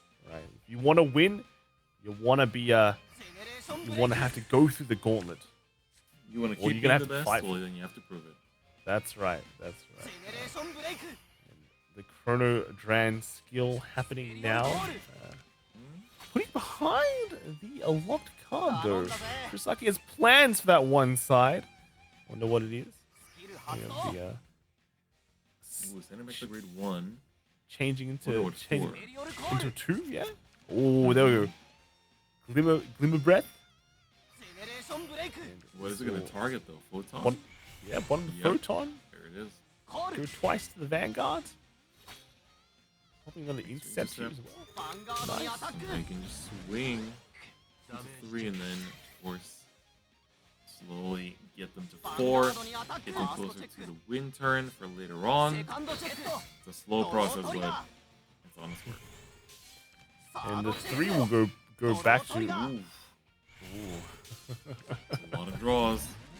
And, 18 cards left in deck. Oh, Heal comes out for Raid. Both players are blessed evenly by Lady Luck here. okay, that heal might not be the best if Kurosaki wanted to maybe retire in the front row. Actually, no, he's on Kelsbringer, so he can't do anything. Yeah, well, I mean, it's more so for the reride, right? Yeah, okay. That's a bit sad, but you know, it is what it is. It is what it is. The reluck is nice. You can just straight up rewrite if you really want to, but it's a hard strike. Very hard strike going into the Judgment Messiah, which can still proc. Although it's weird because it won't have any targets actually, because the only back row is, well, an intercept. That's a little bit interesting. Kind of take care of one of the intercepts. Zinc going in though again. Rat on any The support. numbers swing to the back, and then this will push to 5. Both players want to see the opponent at 5 just to be able to finish things off. Although for Chaos, it's going to be 3 attacks per phase, so he's going to do the lock cards. Whereas for Kurosaki, pushing to 5 means resetting the board and then just going in with like upwards of 3-4 attacks. The heal not working, but hey, I'd take the 5th damage over just like maybe healing down, because sometimes you just need to push damage. That's just how it is. Right? That's just how it is. Correct. But I guess the scary thing is because you're not on Chaos Breaker, you can't retire anything on the board that is locked. And that is where you start just making the 3 attacks. Like, let's say next turn you stride. The stride only locks one side, so it lowers the amount of overall attack you have on their Vanguard. So just not having that Chaos Breaker is huge. Basically, oh, but the harmonics coming in now. It has to be, dude. It's 2 locked front rows. Like, you can't do anything without this. So it's not exactly gonna bring you to the victory, but it's better than nothing, I think. And I guess this makes it pretty rough on Ray as well. It doesn't really. You saw Ray had to discard 2 grade 2s from their hand or just try, so you could kind of go and say, yeah, he maybe doesn't have that many attackers next turn. So, you know, if he's unlocked here now, and then just push. He might even. It might be difficult for him to set up an aggressive stance next turn. I'm guessing Rejoke is actually more favored in the Gear Chronicle matchup than I expected, because also, you know, you have these like back row intercepts and stuff, but they just don't do anything against Chaos Online. But here's one of the scary things you have to think about as if you're Ray. You see that 7 draws are out, and your draws are usually on your Chaos Breaker and your Chaos Bringer. Do we have any more Chaos Breakers in the deck? I feel like he discarded one just then. Might not even have it. it. Be running out of them, yeah. And that just means you don't have a way to Soul Blast and retire something anymore. Big Crunch will do something though. Do you need it though? Iron is going to take out this front row. We are asking for 3 defensives again. And if we see a repeat of last time with like the triple heals, I don't know, dude. It's going to be a little scary. Heal after heal is going to be dropping down to protect Kurosaki as much as possible. PG comes out early. That might be telling of the tale for Ray. Can they pierce through and win the game right here? The heal is going to whiff 3 cards left in hand for Ray as well. The PG does proc and protect Kurosaki. Barely surviving, but have used the Harmonics Messiah. There is no more way of unlocking right now outside of like nothing else. So the Gears doesn't have unlockers in the actual clan itself. But at the same time, have sealed it up. At the same time, Ray also doesn't have any Chaos Breakers left in deck. So next turn, Kurosaki's Faro is going to unlock. Right. True. But isn't a Revolution pretty good here? Or, so Cross Command wasn't actually face up. So because you have a face up copy of the regular Cross Command, this is going to basically just be working towards getting that face up, and then drive checking 3 to check some heals. As we do, try to survive. There's one. And then push back. And third check, nothing. So comes out. And now we're going to just pass the turn right back and see where it goes after this unlock comes out. Because of course this will help to bolster the defenses for Kurosaki. It wasn't entirely over as much as it looked like it was going to be the game for Ray. Does Ray have another big crunch though? So that's good. It locks that entire intercept column. But what do you do with the last one? Because you need another iron in order to do the full seal. I mean, heal was so big. Yes, it actually was. It turns... Oh, he does have another iron! But does he have a boost? Do we have it? A zinc, perhaps? Throws the heal down. It's gonna have to do. But that is the correct... Oh! But the defensive heal saves Kurosaki from the defeat of the ages. PG to the bottom, Photon to the bottom, followed by a Stride Fodder. This will still hit, but the last one does not. And now it's that is huge. Kurosaki can come back from this locked up field in a one piece.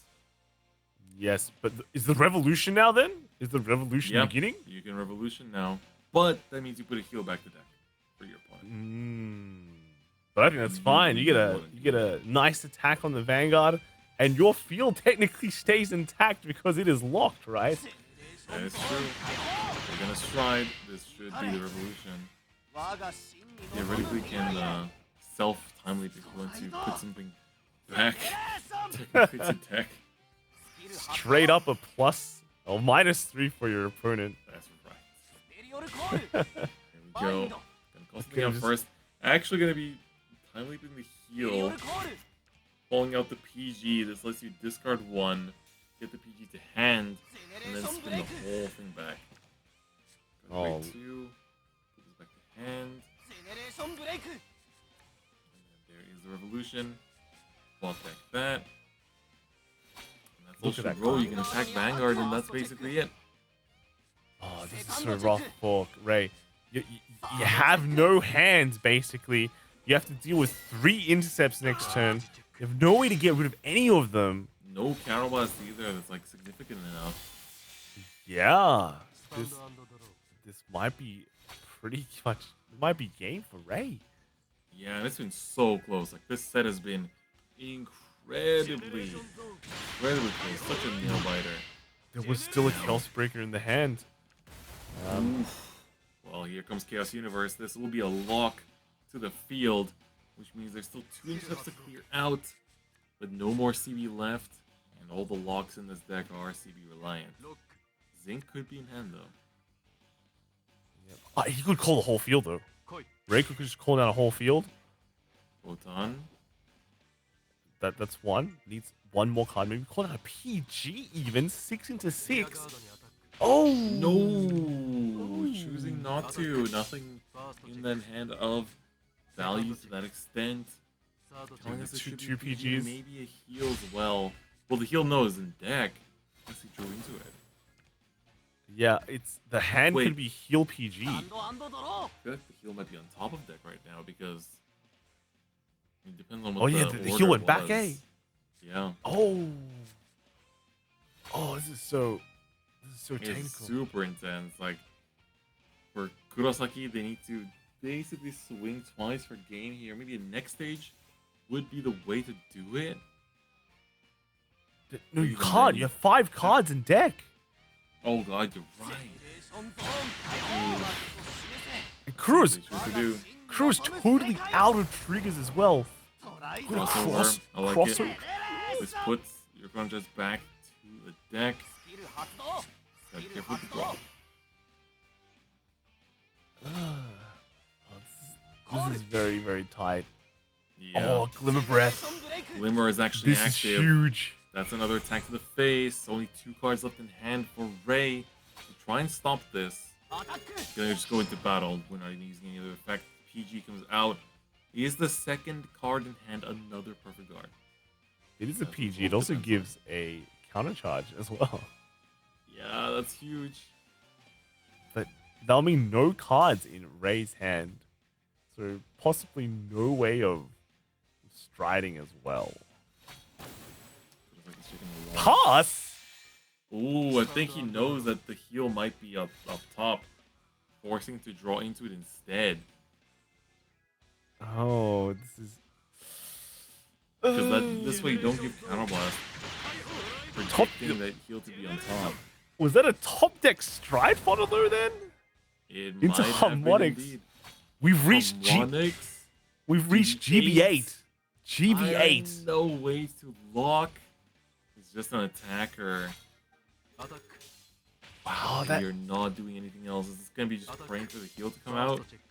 I think Game so. is so intense. There It it is. is. It wasn't on top. So that It's hand has slightly further in. to be a PG. Yeah, has to be. Trying Oh. to just drain out the opponent of resources. So you basically need to have just any way to swing twice. Once to the face, and then once finish the game. This is so close. Ray has 1 damage to work with now, but I don't think he has a way to stride anymore, right? He's out of 3. No, I think not. Although still thinking in the ride phase, I think that is the actual ride phase, potentially. So let's see. If you stride, you down to 4 cards in deck, and that is very risky. Especially when your Vanguard is already as big as a stride from the GB2. This game is one of those, those 1% games, maybe even less, where you're just like, oh, how do I play this? I have to rely totally on my experience here.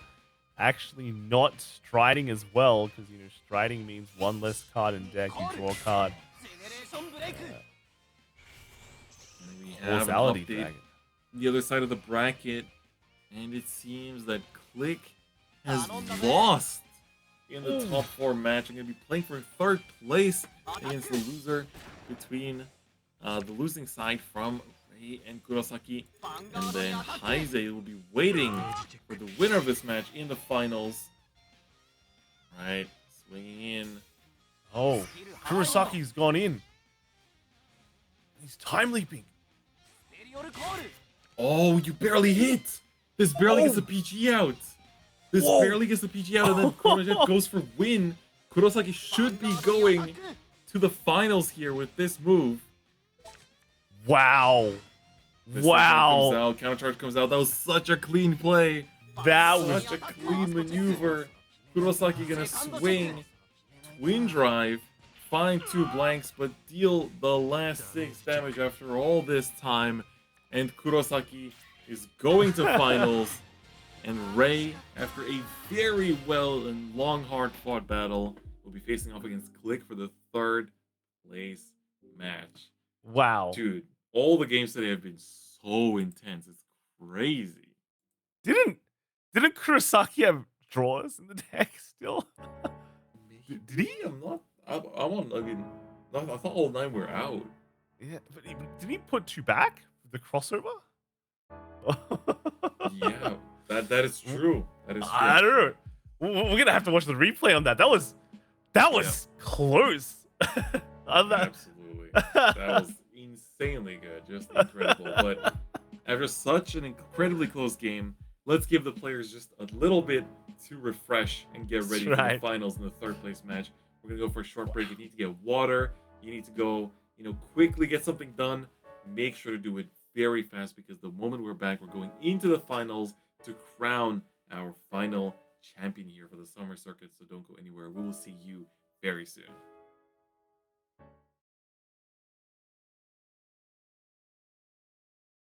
Card Fight Vanguard. Blackout and Daybreak decks are getting powered up. And we are getting new Grade 3s. Festival Collection 2022, coming soon. Bushiroad. Mankind's final pitch to preserve their existence in a fight against the gods. Ragnarok, the battle of the strongest against the strongest. Which side are you on? Record of Ragnarok. Title trial deck and title booster. Coming soon. Bushiroad. Card Fight Vanguard. Featuring new units. Everything will be locked. V-Clan Collection, Volumes 5 and 6. Bushiroad. Card Fight Vanguard! Get dressed, Trickstar! Cross Overdress! Everyone's getting a power-up! Booster Pack! Blazing Dragon Reborn! Bushiroad! New trial decks to get you started. Let's card fight with these new cards. Includes cards to power up your decks, too. Join us in the world of Card Fight Vanguard. Bushiroad. Schwartz, a reckless love story full of love and excitement, is now coming to Schwartz. Revisit notable scenes from the show with your cards. Rent a Girlfriend, Trial Deck Plus and Booster Pack, now on sale. Bushiroad. Schwartz, The Girls of Morphonica. Race Suilin, Poppin' Party, and Rosalia arrive in new cards for Schwartz, now on sale. Bushiroad. Schwartz. Mushoku Tensei is now coming to Schwartz. I'll give it my all, even in Schwartz. Mushoku Tensei Jobless Reincarnation Trial Deck Plus and Booster Pack, now on sale. Bushiroad. Schwartz. Shiny holographic cards galore.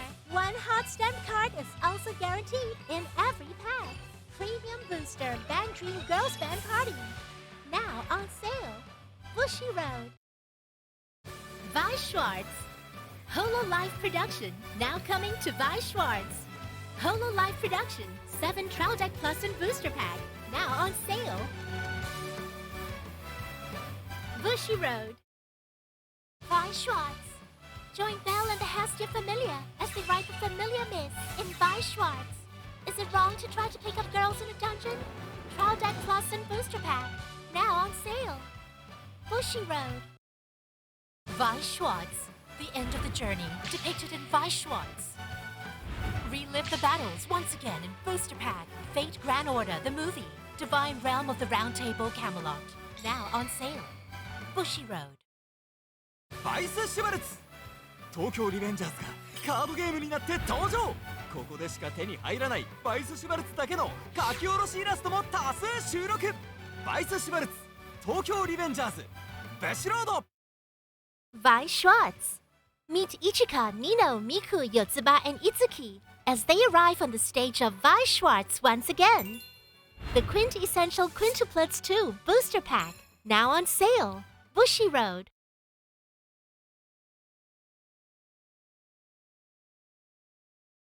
Vi Schwartz. The final battle begins on the stage of Vi Schwartz. Attack on Titan, final season. Now coming to Vi Schwartz as an English edition original Trial Deck Plus Booster Pack and Supply Set. Now on sale. Bushiroad.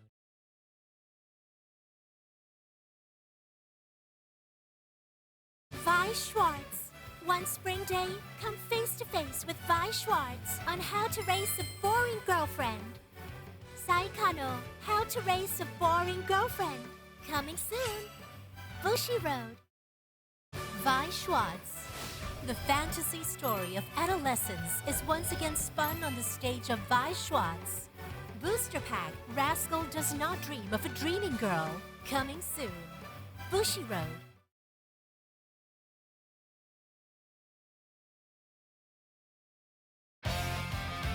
Bandari Girls Band Party!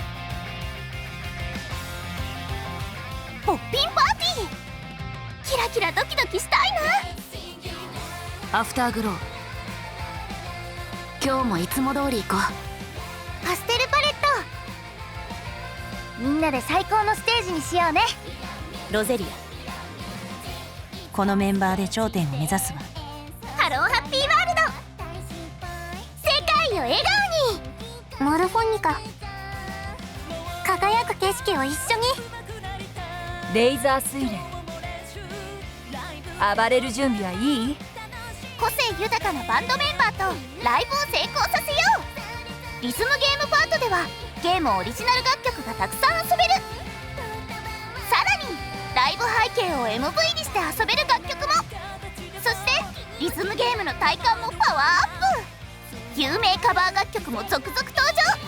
知ってる楽曲でたくさん遊べるよ。最大5人での協力ライブが可能。みんなで協力してライブを成功させよう。バンドライフを楽しむアドベンチャーパート。ラウンジでは次々に交わされるメンバーたちの会話が見られるよ。日常やさまざまな会話を楽しもう。私たちと一緒にキラキラドキドキする毎日を過ごそう。バンドリガールズバンドパーティー大好評配信中。始めよう私たちのバンドライフ。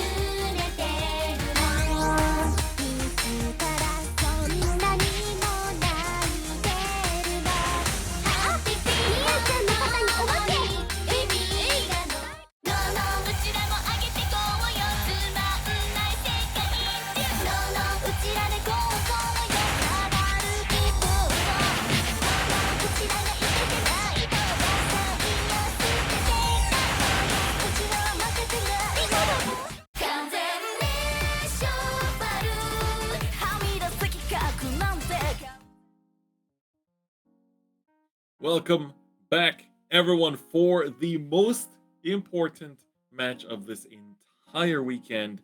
We are here for the finals, Kai, and I'm excited to take a look at how things are going to go down. But first, take a look at how these players got here, shall we? That's right. And Let's their take a look. stories of day 2. So, of course, on the top side, we have Kurosaki. Had to go through the top 8. Had to fight against Gonna Cut You. Was a 2-1 close matchup.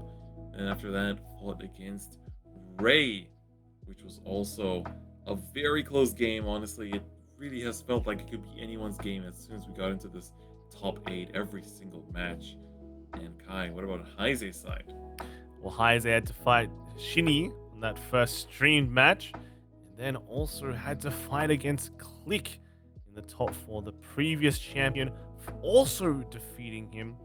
So, I mean, both these players hadn't had an easy run. You know, you have to.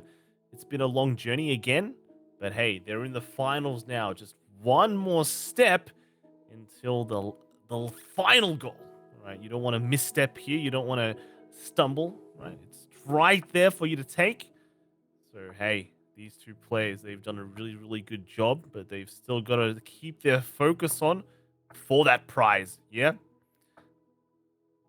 The prize, that is all that matters right now for these two players, because you know it's the slight difference between who gets the 3 and 4 copies, who gets to say that they won this event and be remembered as a champion, and who will be the one that'll be just barely short, still have some amazing, it's like not just amazing, beyond incredible prizing here. 80,000 gems for second place, and of course the beautiful sleeves and everything. But it's that glory that comes attached with first place that just hits a little different, I want to say. That's right. And 100,000 gems. Just saying. I'm just saying 100,000 gems is 80,000. It's a 20,000 difference.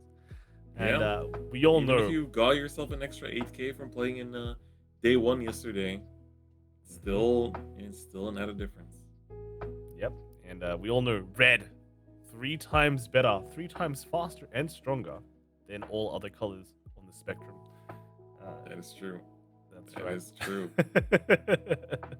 So So now we're going to see both players face off. I'm curious to see what the picks and bans will be in terms of decks as well between these two players, and I think we might be ready to get into it very soon and see which decks they'll be starting off with. Again, Heise using Shadow Paladin, Neonectar, Link Joker, and Kurosaki using Royal Paladin, Gold Paladin, Gear Chronicle. We're going to get to see the golds from Paladin. Kurosaki's side in second. Wow. Golds versus. Is that? I think they're a bit. Are they swapped? But we have the golds versus Shadow Paladin? Is that right? Yes. Ooh. We haven't seen Luard in quite some time, I want to say, over this tournament. And I'm guessing then either a Heise's Neonectar or Link Joker is banned. And then Kurosaki's Royal or Gear Chronicle is banned. I don't see. I just don't see the Gear being banned. So maybe the Royal is banned?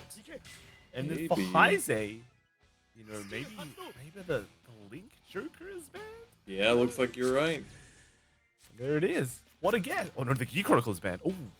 Oh. That's That is big. Both Paladins are actually available. I guess Gear Chronicle, perhaps for the Neonectar matchup, did not want to run into that, having to deal with the fact that, you know, if you Jiggle Flower, bot decking everything is pretty easy and does all your effort. Now I want to see, is Heise a 0 damage player or just a normal damage player? Right, we've seen both kind of players. We've seen the speed run Vlad as well. It might. Whenever I see that in the main, although the main is quite played, it just feels it might just be an attack rear. Oh, maybe not. Maybe not. That hits a nice 12 number, right? 14 and Ooh. 12. And he's filling up that drop zone. See where the attack is going to go. He's going to go to rear. We are going to be playing the long game here. It is what it is. No. Oh, okay. Well, go bait it. Let's go bait it. So, for both these players, this has been the match they've all been waiting for, and this is when the nerves are most heightened. And it's time to show off everything that they have learned, all of their talent. And if you want to get involved in these kind of tournaments, make sure you follow the official Vanguard Zero English Twitter, because all of these events get announced there. You know, they post up the reminders.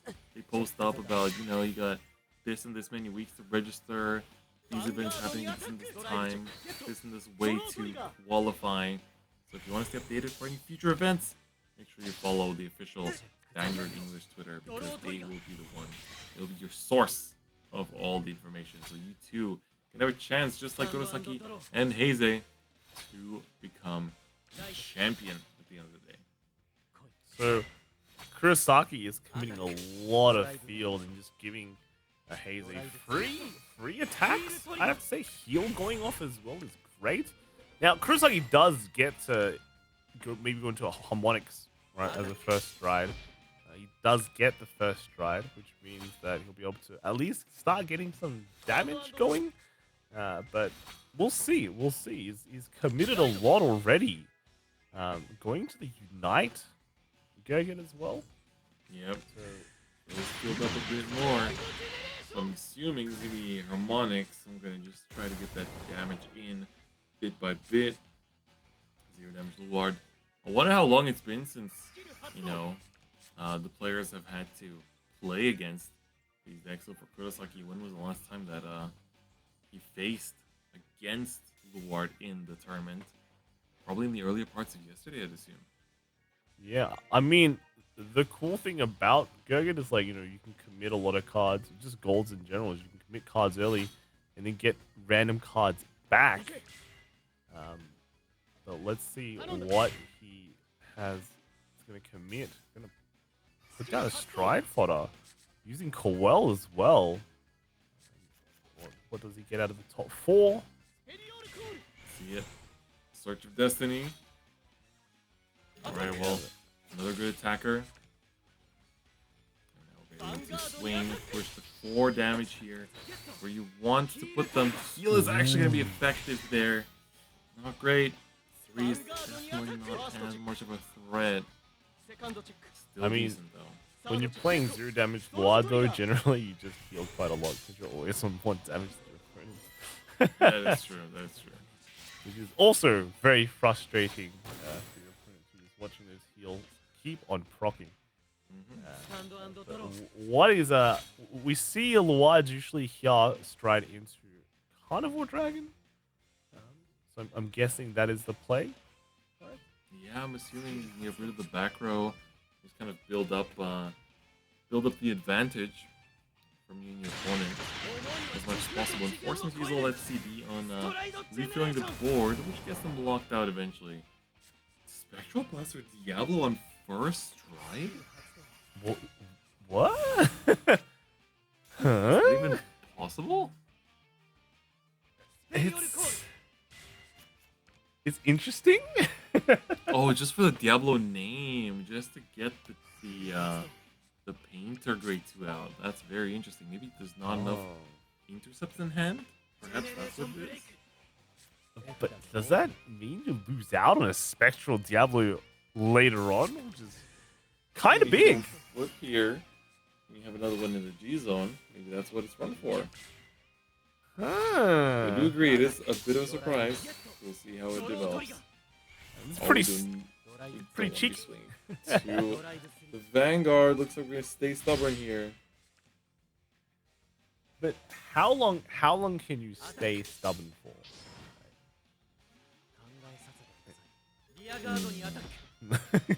Well, little emote. And now we're back to Kurosaki's side. Kurosaki has 1 damage. And can probably get more. There's enough to use the Gurgit, especially now the second one coming out of the Harmonics. So we have some CB to navigate, but the 18k intercept might actually prove to be trickier than expected.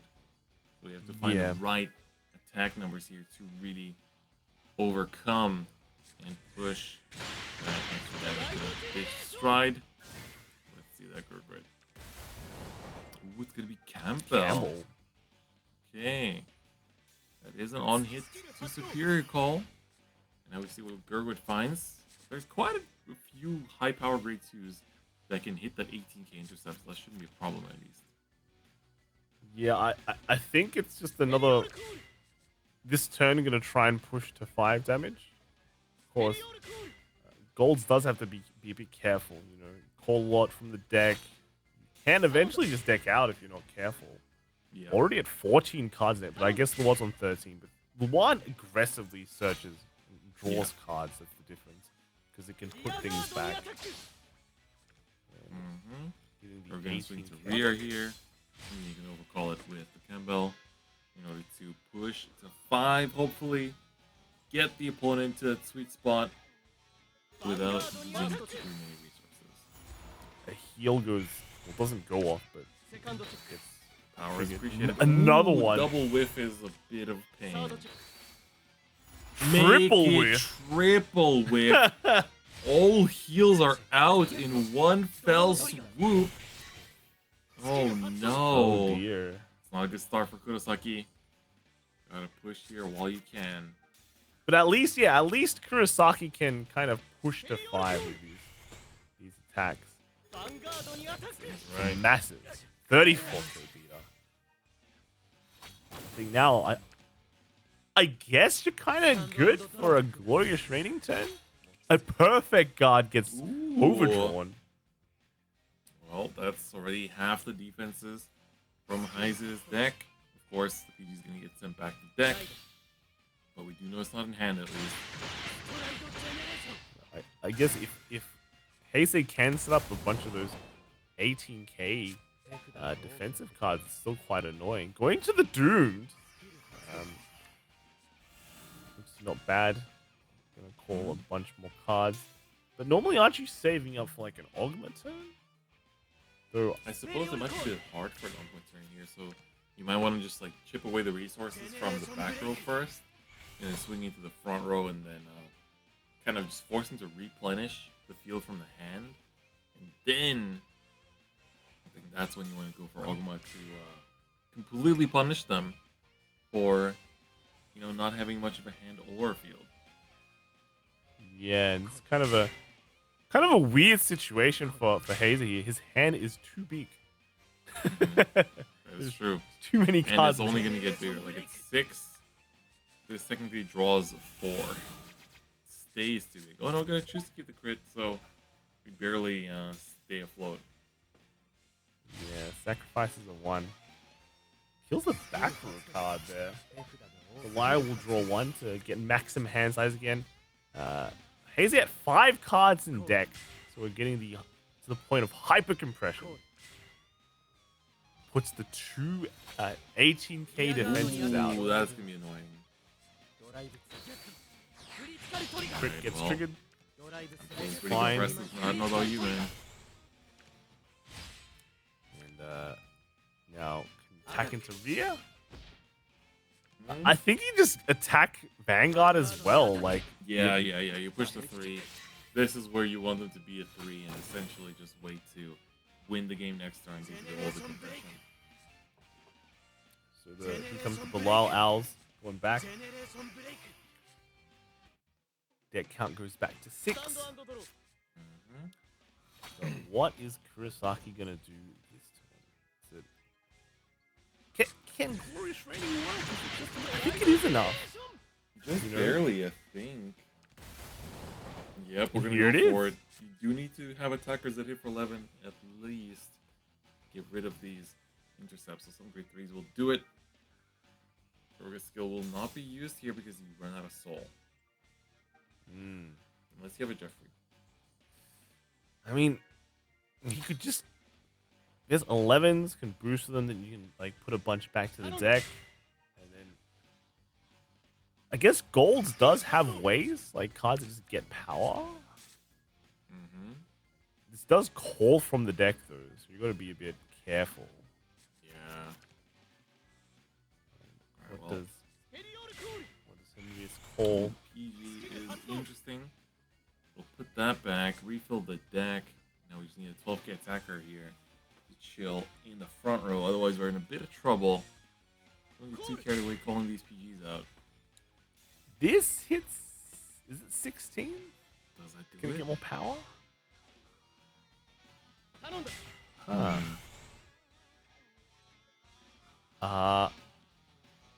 This is gonna call I mean, this will.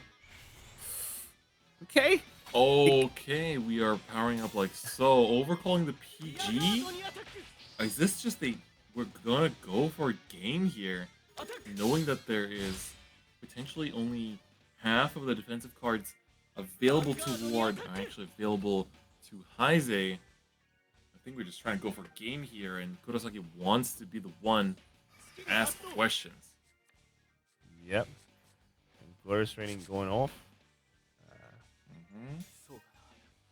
Calling a bunch of cards.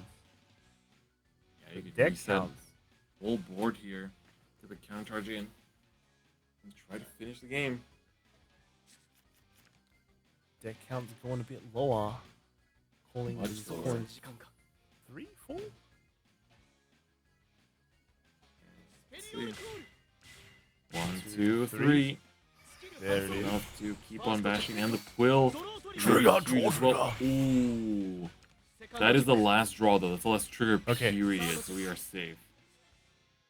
And the quill will find another attacker, so this actually needs 4 defensive cards. 1 PG out, the last heal, and now showing me 2 more PGs. Yeah. Needs to hit something that hits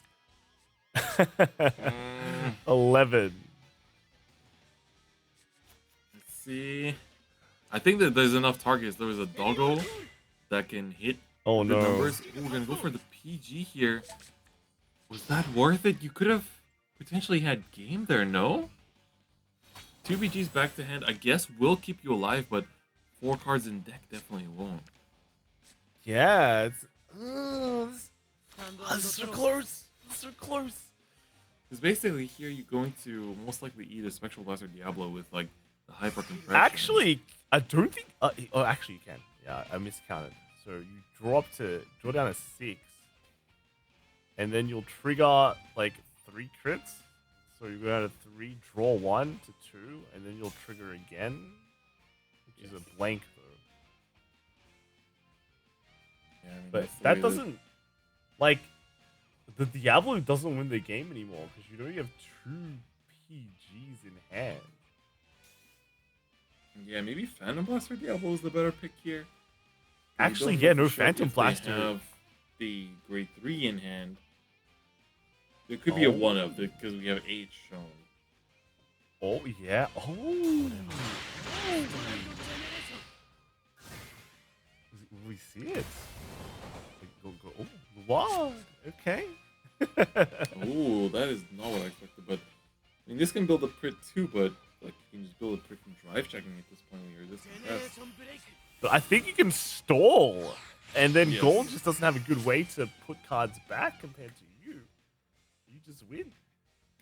This is again why I feel like taking the risk of going to face might have actually worked out better last turn instead of searching out the PG. As good as it is, it was slightly lacking in a way.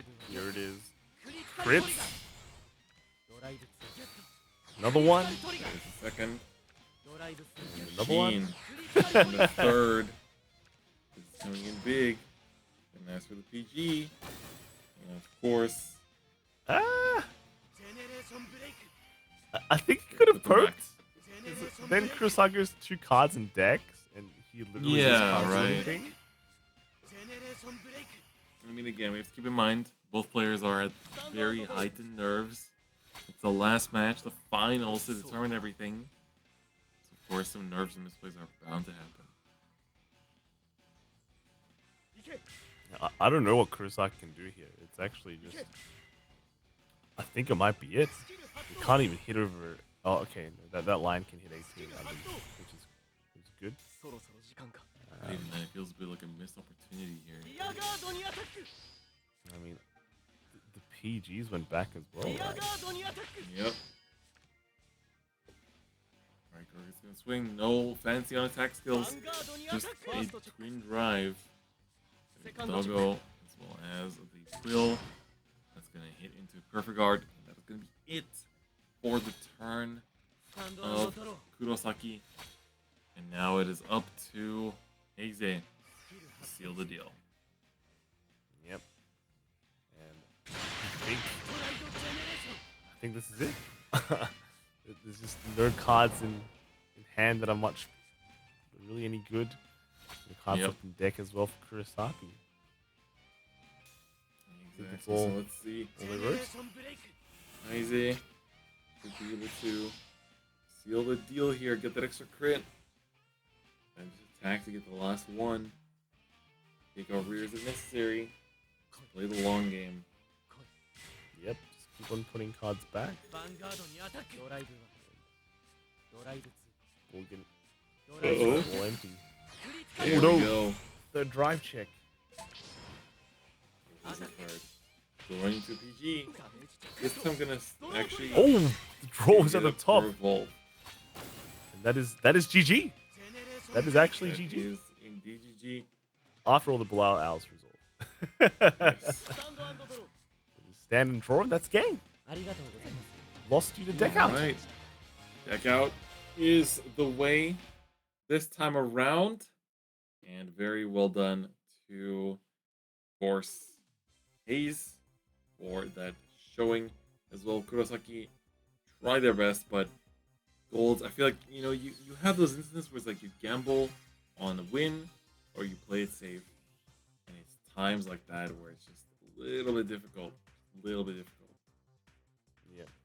And it seemed like it was so close in the middle, but then afterwards, he's just got the engine rolling, and Kurosaki just pretty much ran out of steam.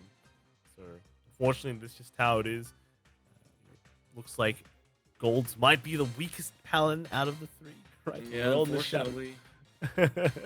But we'll see what Kurosaki can do. Still got to win with that deck. Of course. And So we have game number 2 here. It's time to see if Heize can continue the onslaught here, or if Kurosaki can make the bounce back. Neonectar into Royals. This is what it all comes down to. Heize is currently 1 game away from being your Summer Circuit champion, whereas for Kurosaki, it is an uphill battle here. yeah, actually, a very big uphill battle. I think we saw the Gold versus Neo matchup. It's not great. It's not that great. It's Royal versus Neos, and it's gonna be a little bit difficult on the early game, leading into how far we want to push on these early damage turns. We have the Neos getting the second turn as well, so he gets first strike. And that could be very big, because we saw the Royals, Royal players going super ham against the Neo players. And, if they can set up first and get going, they might, Neo might have at least a decent chance at just stopping all the aggression. Yep. Hope Song comes down. Really haven't been seeing this card that much so far, but pulls out the grade 3. Push 17. That looks pretty good for Kurosaki. Triple push. That's huge. See if the defensive comes out. Does not. The Vanguard can actually continue to swing. Still nothing. No. Double. Double 3 and damage is huge. And Alright, a no Gladiolus defensive. to round Gladiolus it. is big too. Dang. Already starting to feel a third game, dude. Heize, no, not like this. But it's okay. Heize can heal them out. We're at the first damages. That's right. Yeah. It's not the end of the world. Swinging with the Gladiolus. Stand! Fortunately. Unfortunate timing, but we can send it back, so it's not the end of the world. Yep. Going in. 13. Draw trigger. On Kurosaki's Wow. side. But unfortunately, I don't think you want to draw off of that effect. CB2 to draw 1 is not exactly great. gonna pass on that. And Kurosaki here going first, gets the first grade 3 ride. And attacking in. 3 attacks again. Lots of Pushing pressure. face. Kurosaki's like, I don't have time. I need to do something before you get set up, otherwise I'm in trouble. The heal is gonna come out. Not gonna be active. Slam to the bottom. Omal is just doing his thing. Meanwhile, Neo at 5 damage even before striding. This has been very... Looks like he got inspired. Like he's been a little inspired by Sex from yesterday. The speed run. God. The speed runner. Right. Easy.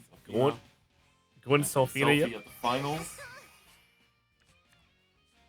And you know, if you have a lot of CB, that means you can use a lot of lost memory. True. Although these are not gonna be inheriting the name of lost memory. We have the Tutheria. We just need to see one, basically. One lost memory will be enough. Technically, Kurosaki's hand is not big either, so... No, it's not, but already, like, kind of feel that you can push against her easily. Yep. I think next turn is a really big turn. We might see the Luminous Hope come down, and we've seen the first stride kills. They're very, very potent, very scary. But if we can get one of those lost memories going, draw some cards, might be in a good shape. You're gonna be putting stuff back, buffing with the board, trying to rely on that stand trigger to come out and play.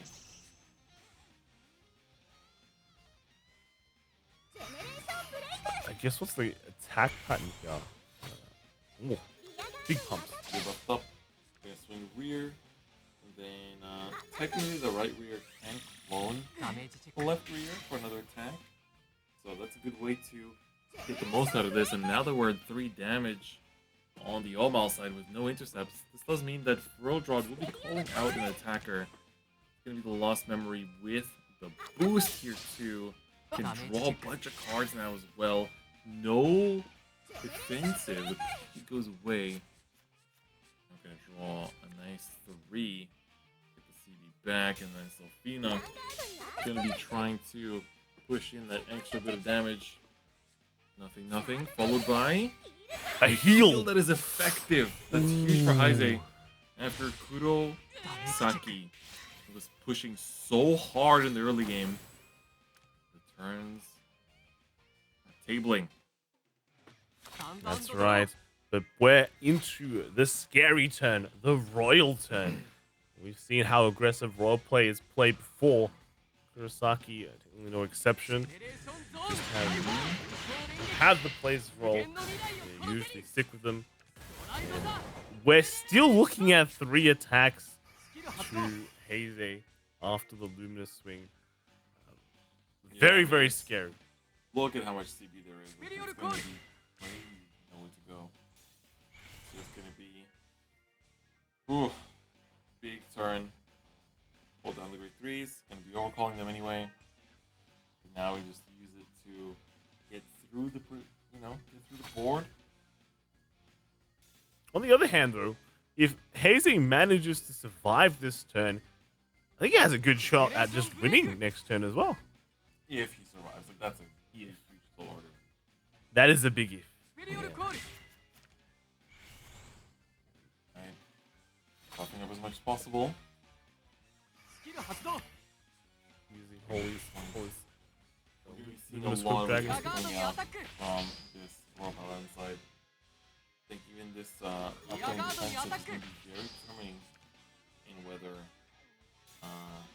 it's going to be survivable or not. I feel like Kurosaki's made a board that can hit over defenses, which is correct. Got to do that. But then now this Benazol likely searches something. Yep. Maybe a Twin Sword? Yeah, Twin Sword or Slayman is gonna do the Slayman. job here. The heal. Oh my god, this wouldn't be finals if it wasn't for the back-to-back heal. Like, Double make it heal. double. Oh, That's gonna be really hard for Heise to actually close out. Oh, This might be taking us to game 3 in that very turn. Wow. Heal guard out.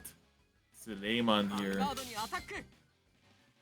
Swing to 30. If you want to discard one, call out anything. You can make it be the Twin Sword. That will make the extra attack after this. yeah. As long as there's enough power, though. Oh, Hope Song, okay. Doesn't do too much PG. Do we have another? One more lost PG. No, we do not. That's gonna connect. There's still a heal left in deck. Do we see it proc here to save it? No, we don't. We're going to a game 3 here. Kurosaki manages to run it back and bring it back in for game 3 in the finals. Wow.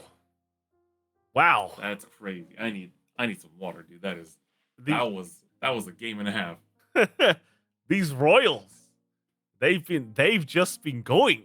You know, Mhm. they have one target.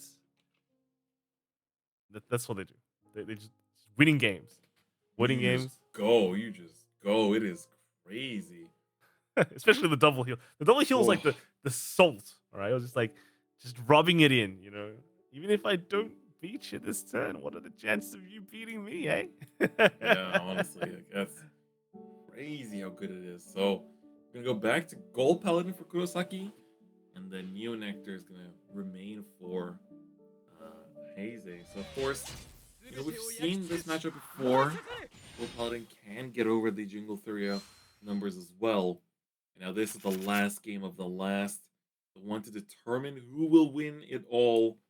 There'll be no takebacks after this, so make sure to play it out until the very end to make sure every single decision is the one you want. That's the one right. to determine the winner of the summer circuit. The last finals of the finals. And the game of the game.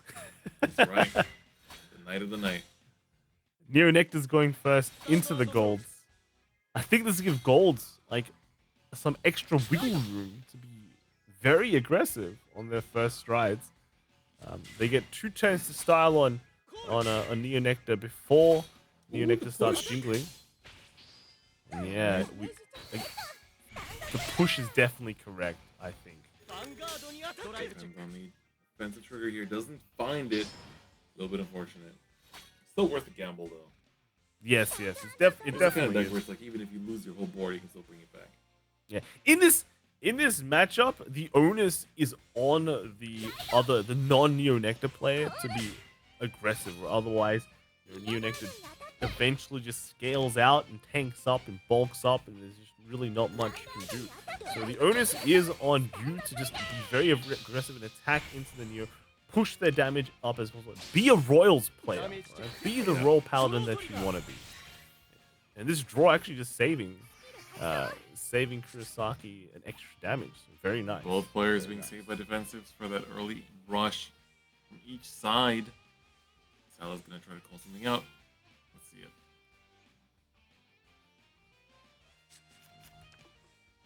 And the card that is pulled up is Right. Grade 3. Extender. Some grade 3. Don't see that many people play Run It these days. I thought it was a good card when the set released about a year ago with Neo Nectar in it, but it seemed to find its own resurgence. Kurosaki dropping another card, going the dual lane strat again. And the first goes in, but another draw tree just stops. Wow. Kurosaki is Ace tracked. wants, like, everything in this world is trying to help Ace win this game. Kurosaki just slightly behind, not being able to confirm the damage. Old Asha being ridden into, not the usual one. So no boost shenanigans will be happening here. Keep that in mind. Yeah, but I think just from those... Whoa, is that a 3-3 already? Like triangle Wow, 3? we are just going in. Like, I think those two those two damage checks are so important. So determining. Like, that was so big. So big. Just to really prove the point for Hayes there. See a defensive draw for Kurosaki. That's going to help to build resources, and of course, stops the damage onslaught later down the line. But I mean, wait, that's not a Gurgwit. that's a funky looking Gurgwit. That's a funky looking Gurgwit. I didn't know Gurgwit turned into a doggo. That's not great. Look, I'm gonna say, right, there's a huge difference between 4 damage and 2 damage. So that was kind of an advantage for Neo Nectar just from that situation. Yeah. But the non-Gurgit being written, that's some of these skills need Gurgit names. I'm just saying. That's a yikes. I think Haze Oh, right now is heavily advantaged. Heavily advantaged. And it just is that you're at the final stretch, and Kurosaki, everything seems to just not be going right. It's so sad. It really is. Ooh, and we have a conclusion to our third place match as well. And it looks like Ray took it 2-0 over Click for the third place, so Click will end in 4th, Ray in 3rd, and after this match we will know our 1st and 2nd. That is true PGs. Ooh, that's double PGs to the bottom. That is not what you want to see. I feel like everything that has went wrong for Kurosaki, everything that could go wrong for Kurosaki, has just gone wrong. It's like hard striding, wrong grade 3, damage checked against your aggro. Now you've shown your opponent 2 PGs and not in your hand. I think Haze is just sitting there and going, "Oh, I can't wait for my turn. I can't wait for when it's my turn again." Just waiting for this point. Let's see. We're getting more swings, getting the PG back to hand as well. The heal will be effective. That is oh my god. The perfect heal. That is just crazy timing. Kurosaki is fighting for his life here, but all the dice are being rolled in Haze's favor. It's crazy. Like, this is one of the most emotional turnabouts that I've seen in the history of Zero. Like, such a smooth, such a strong performance all the way into the finals, and then get a game like this on the 3rd game too. It really is unfortunate. Sofina gonna be trying her best to seal the deal. Yep. I think we saw the 3s. It was the triangle 3. To be fair, maybe Haze doesn't really. Well, you can't get overconfident here. If you do, you might just try and lose the game. Yeah. I'm pretty sure a lost memory will solve most of your problems. Draw away all your problems, basically. Draws are coming in. IPL. Up the board. It's time to get in there. Forget about the draw. We're going for the restand into the draw. Gonna hit. I lost 1. Lost Emery can come out. This will hit again. Yep. And, that will let you draw a lot of cards. Swing to the face. And this is now Hayes basically at match point, more or less. I mean, look at that draw as well. Oh my god. Hayes swinging with Vanguard, trying to see if this can be lethal or if we can get a stand. We do not. The heal guard will block it, so Kurosaki lives another turn, but it's cutting it close. That's right. Yeah. It's not even the right Gurgit. Can we see a even reride? A Gurgit. We can see the reride. There it is. Okay, we got it. Something went okay. Something got rectified. Where do you go from here? It's just glorious training already. I mean, you have this is GB2 now. 1 face-up unit. Gotta do what you can. Your opponent's at 3 damage. It's 3 damage. It is rough. This is definitely a hard position for Kurosaki, but gonna try their best with Glorious Raining. Hit the power numbers. Just need something that can hit for 8k on the other side and put those things back.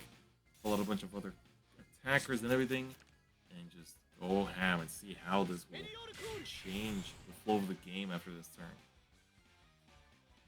I think Kurosaki's one out here, maybe just triggering some heals. That's true. There's still 2 left.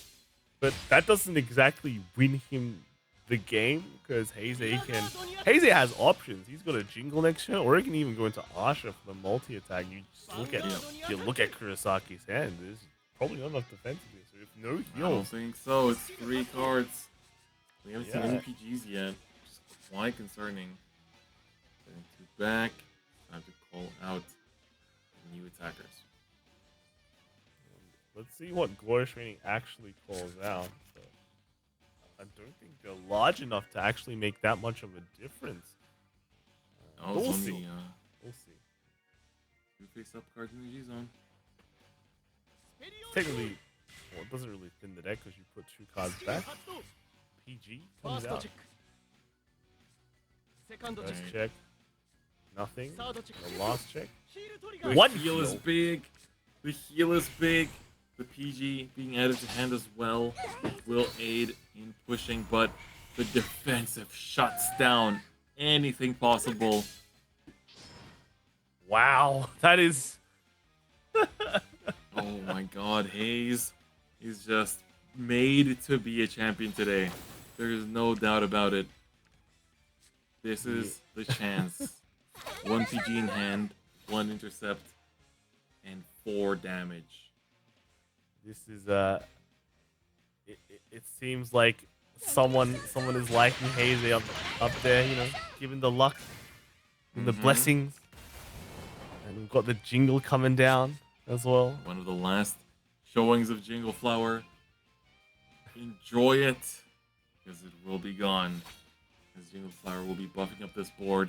If we have a Gladiolus, we can do some big combo turns. Potentially burn through that hand and already find victory. The first 3 are going to start to recycle some cards. And then we can redevelop a board. Yeah. That is another way to multi-attack. Gladiolus, there we go. There he is. Piers. Jingle as well. Ooh. The big buff.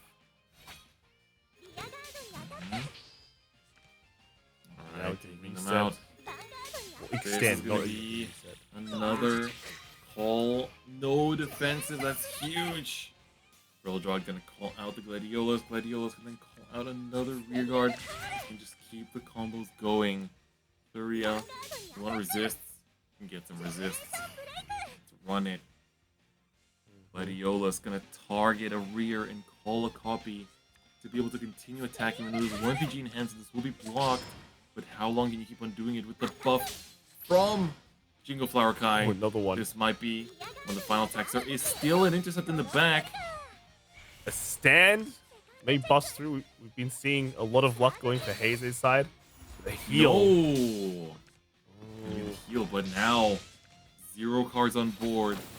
And that intercept only came through because of the GB2 from the Gurgwit. Barely hanging on, but look at this defensive power.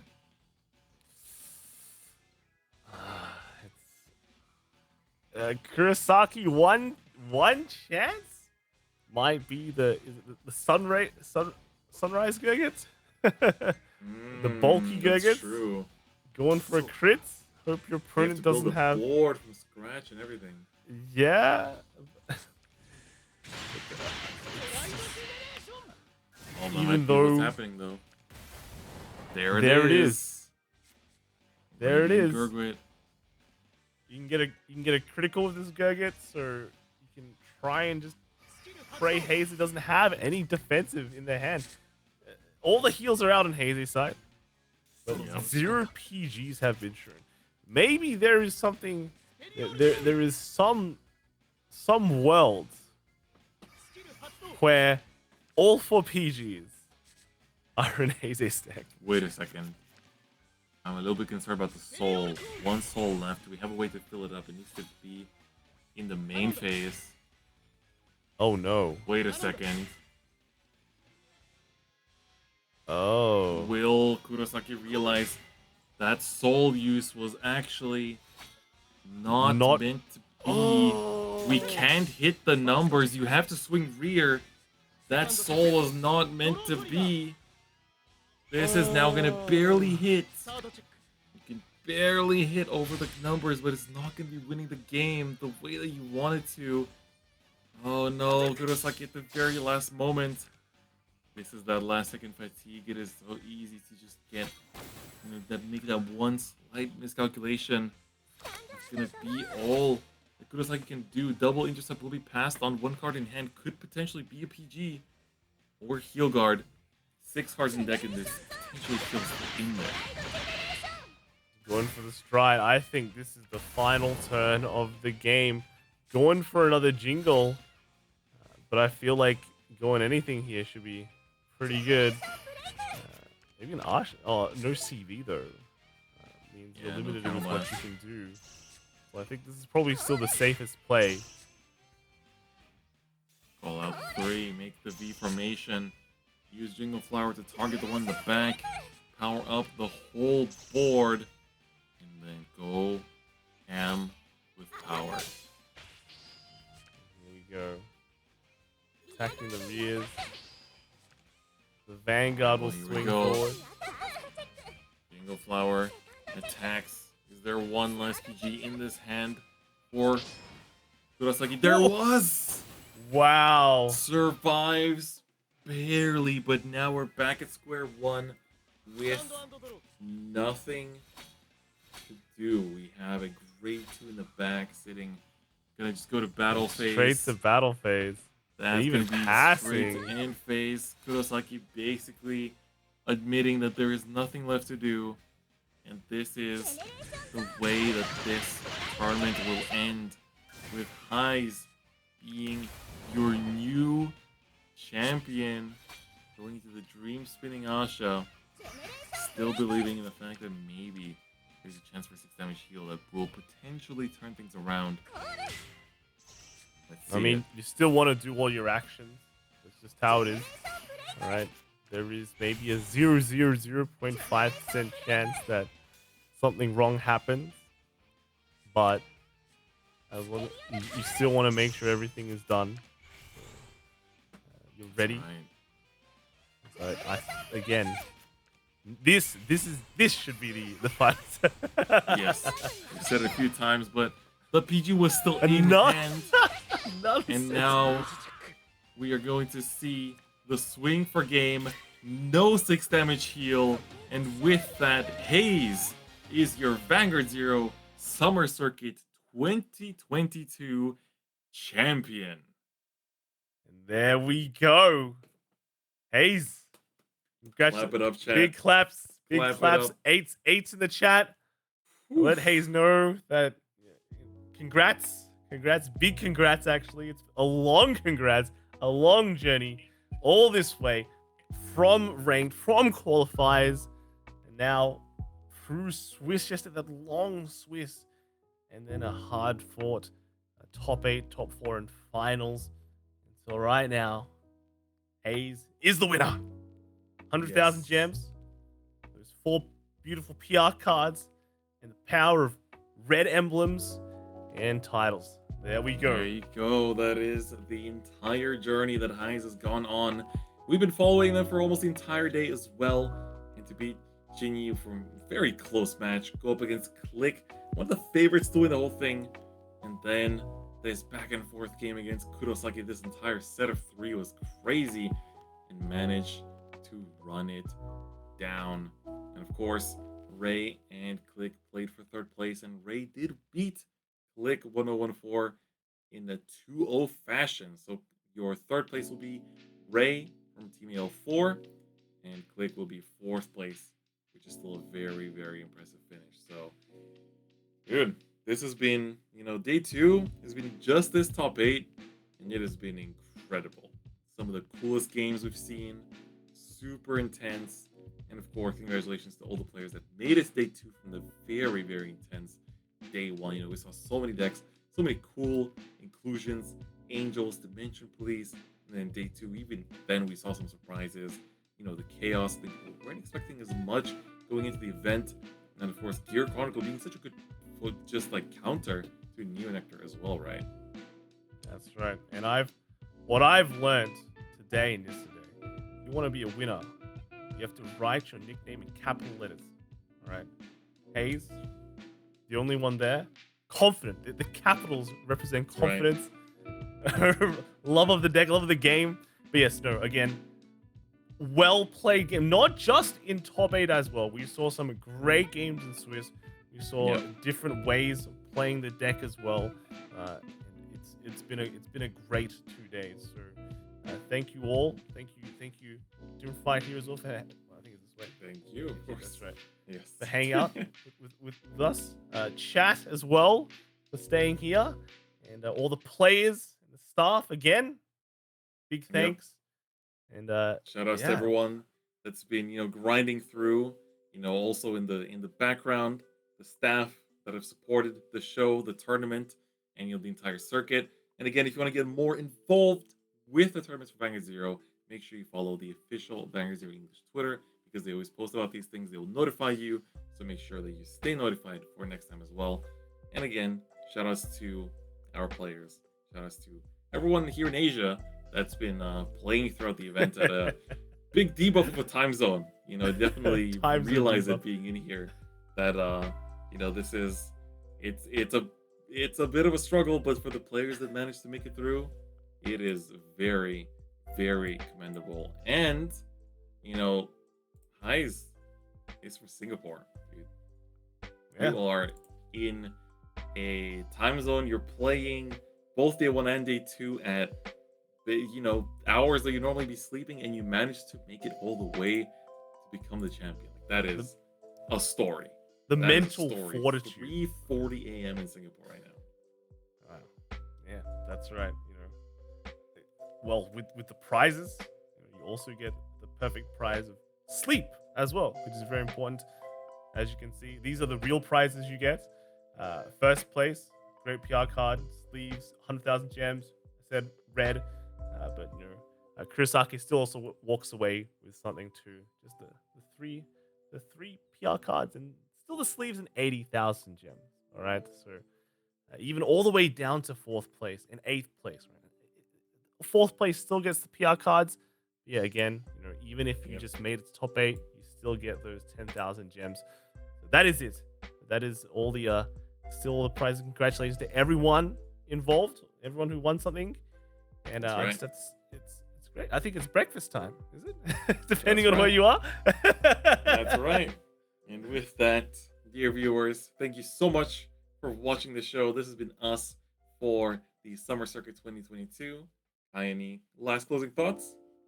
Yeah, it's fun as always. It's always fun casting for everyone out there, and always thank you guys for hanging out and sticking with the game and supporting it. So big thanks to all of you. 100%. Couldn't have said it better. So thank you everyone for coming through. Thank you to the players for the amazing games. Thank you for the team, and Kai for the amazing commentary and for holding it down for the whole weekend. And we will see you in the next edition of Vanguard Zero Competitive Play. Have a great end to your weekend, or a great start to your week, and keep enjoying Vanguard Zero. And we will see you some other time in another tournament. See you around.